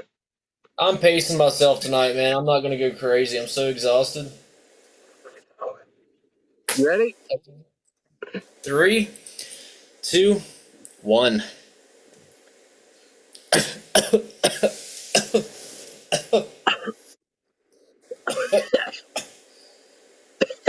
That's why we come here on the weekend, on Saturday nights, to watch you guys torture yourselves. Need a chaser. You okay, Dakota? I'm seeing stars right now, guys. I just had a vision through the multiverse. Happy 4th of July. Yeah. That was yesterday. It's 12:01 here, man. I'm living in the future. Oh my gosh.